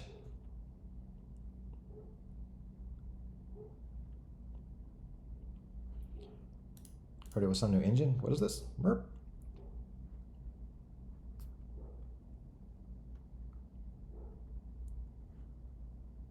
Some new engine we used for Up. Oh, funny you should mention that. That was actually I wrote that engine. It was based off of. I actually took some code in that was from Bomb Squad, and I started writing an engine that we used for the balloons. So, the balloons actually share some code with Bomb Squad. So it was basically like I took yeah, like they have a common ancestor basically. It was kind of like I was like, what if I could use Bomb Squad for movie shots? And so that kind of became the basis for this really cool system I built at Pixar. It was called Ned back in the day, which is that name's a long story, but yeah, I spent a ton of time working on that while I was there, and I'm super excited to kind of like get back to the physics in Bomb Squad because I want to make it do some stuff that Ned did back at Pixar because it was so it was really fun to work with, and you could do like crazy physicsy stuff, and it would be super fun to do that like for interactive stuff. That was part of kind of why at some point I made the decision to leave Pixar and just work on games like Bomb Squad stuff. And part of that was because like I was doing so much fun physics stuff at Pixar, but I kept thinking like, man, this would be fun to do interactively, or this would be fun to make a game out of or whatever. And so like that little bug got in my head at some point where it's like, okay, I'm gonna make this happen. And now not there yet, still working on Bomb Squad updates and stuff. But at some point, I really want to like dive into the physics and go crazy with it.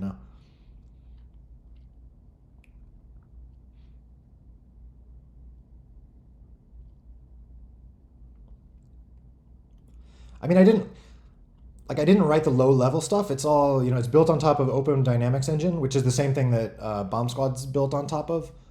You know, so it's like I didn't do the low level math super nerdy stuff. It's more just like building the tools system that uses all that stuff. The same way that like Bomb Squad is built on top of that. It's like I didn't write the physics simulator, but I wrote the environment that uses that. So it's a slight technical difference. But yeah, no, it's still fun stuff and worth nerding out over.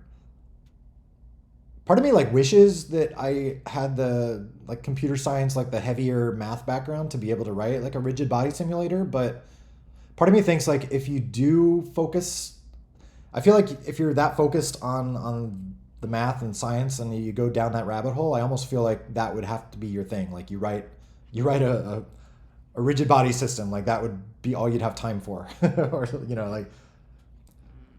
like I'm in a place where I'm happy, where I feel like I can kind of do like the art side of it and a bit of the simulation side, but I kind of feel like you'd have to really specialize. I feel like to write a good simulator, like that would just have to be your thing.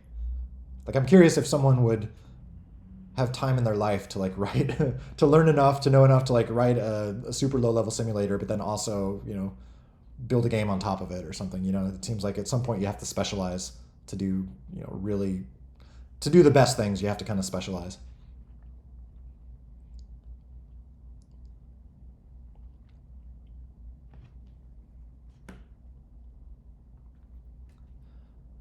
Ah, well, look at that. It looks like we're almost at the 2 hour mark, so I guess we should probably cut this off soon.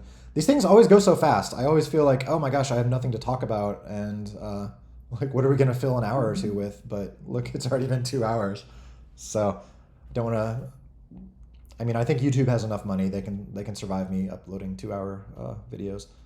But still, it seems like I don't know. For some reason, that seems like a good cutoff point. And I should probably get back to coding. I still have so much refactoring to do.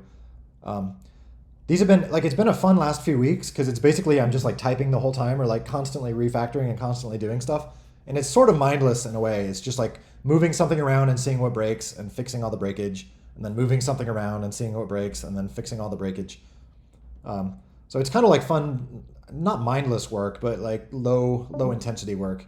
But there's still a lot of it to do, so I will be getting back to that right after this video is done. Oh yeah, and that can be fun, like making characters and map stuff too, like for the same reason. It's kind of like Zen. It's just kind of fun to like get in the zone and just like work on something and just kind of see it.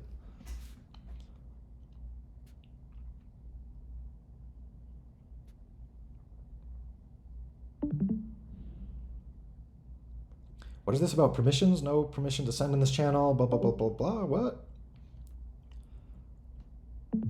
Oh, regarding old bomb squad. Yes, yes.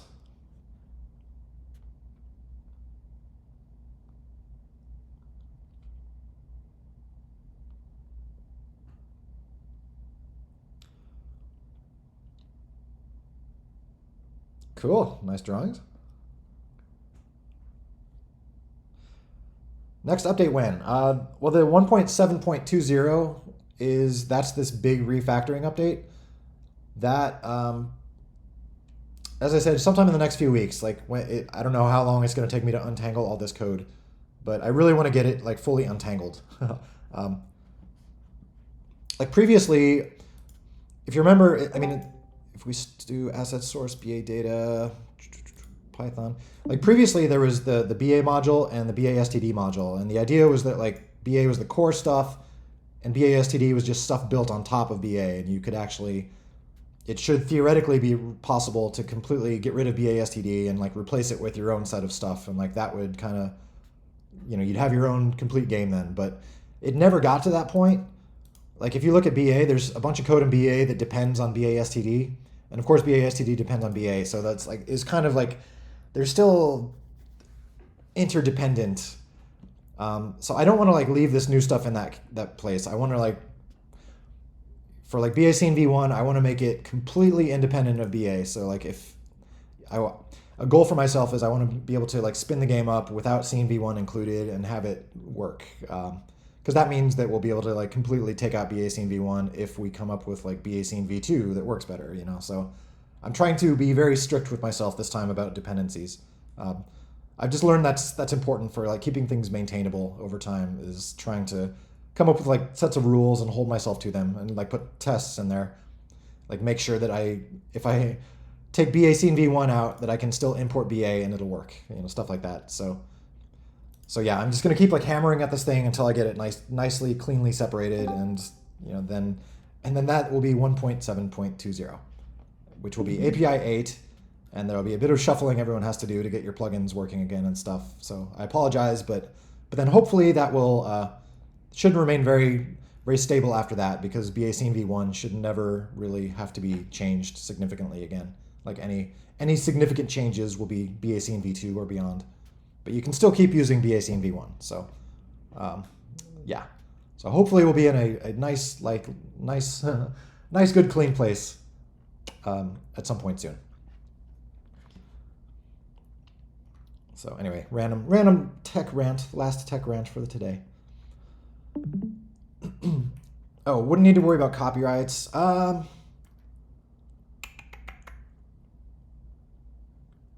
I'd have to look into this for like old assets if you want to like make stuff out of that. I would. I mean, I would want to be careful because yeah, there are like copyrighted things in there, so I would want to be careful about what got out or something. I don't want to get in any legal trouble or have anyone sending me scary emails or anything like that. But we can talk about that offline if you'd like.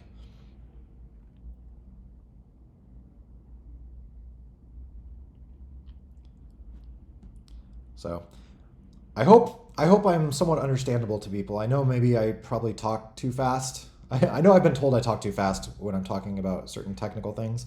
So I apologize. I'm probably not especially easy to understand. I think I want to say that YouTube does captions. Does it still do that, or does it? Am I misremembering? So like if you wait and look at the video tomorrow, you'd see at least some like English captions if you need to like, or I guess you can play it in like a slower speed. I know they do that. Oh, Bomb Squad your Bomb Squad crashes on PC.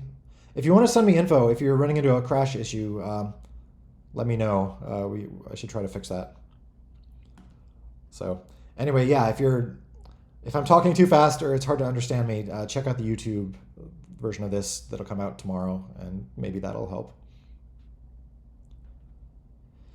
Yeah, at some point that'll also be a part of the 2.0.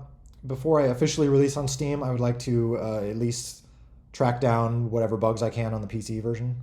I haven't really spent time on that.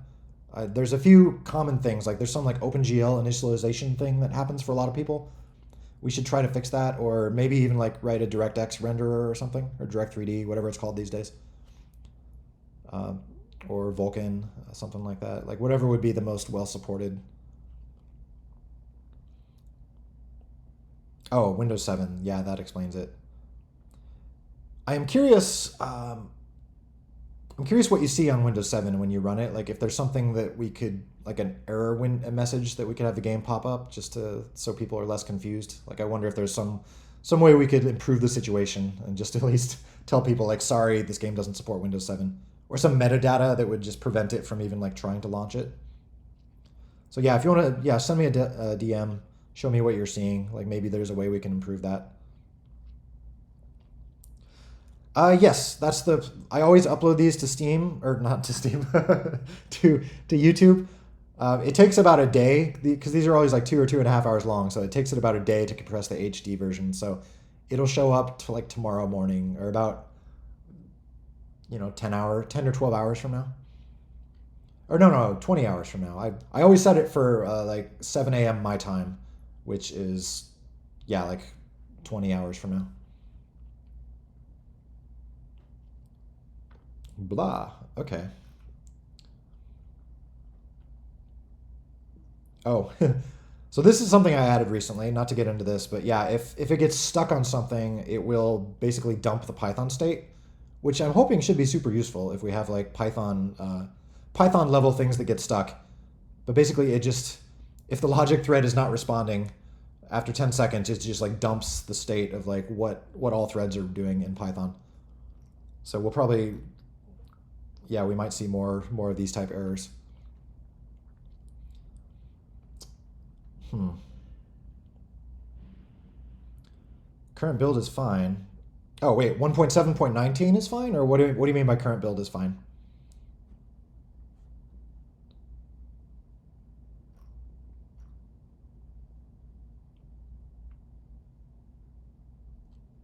Like if something's crashing in an older build but not a newer build, I'm not too concerned because that probably means that something got fixed.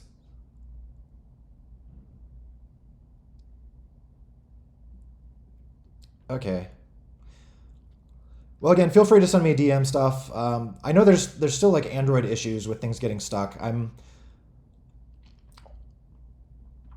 hoping. I mean, some of this refactor will probably mix things up a bit. Like maybe there'll be new issues. Maybe it'll fix issues. I'm hoping to just clean things up a lot so that we can at least track down issues better. Um, there's certain things I don't want to get into it right now. I was going to show like certain things in the C++ layer, like the logic subsystem and stuff. It's been like extremely simplified, which is nice. So hopefully we'll be able to track down problems cleaner in some cases. It's kind of like I'm. It's like a perpetual, unending quest to like clean up the engine and make it more like untangle things that I've put in there over the years that were kind of like thrown in a hurry but weren't really cleanly done. So it's like for a project like this to keep sane and to keep it working, like you have to. I feel like you have to kind of like keep cleaning it up and try to keep it organized. Um, so it's an eternal quest to do that, which can help with bugs and stuff too. Like hopefully.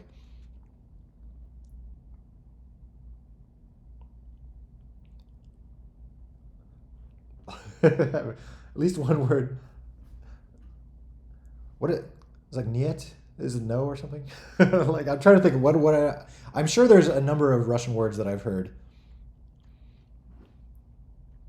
It's niet, right? Because nia is, I'm then I don't want to like get my Polish and my Russian mixed up, and because there's like some words that are similar, right? Isn't that what is thank you in Russian? Like dziękuję is I know Polish, but isn't that similar in Russian? Or am I misremembering? Oh, it's very different. Okay, or maybe I'm there's a few words that are the same, right, between Polish and Russian.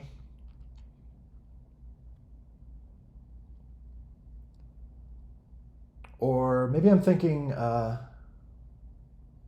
am I thinking?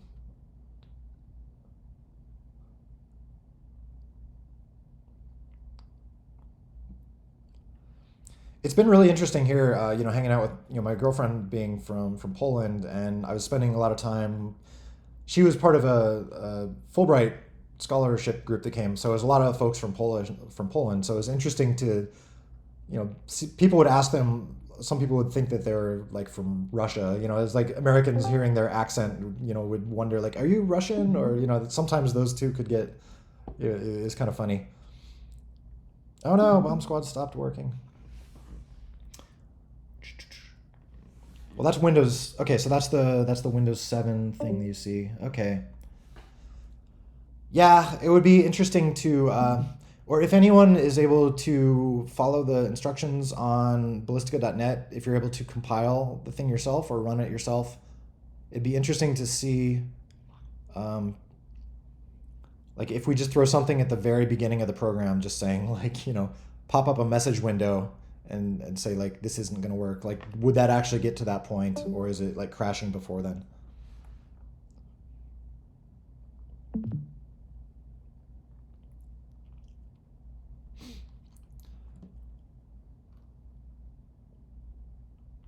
Oh, well, thank you for joining.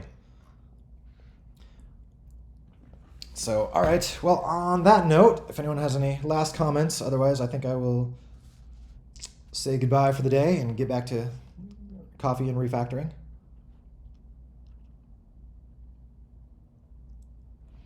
So, it's been fun, everyone. Thanks for joining, everyone, and we'll do it again at the same time next week. So, all right. Have an awesome week, and I will talk to all you folks later. So, peace out.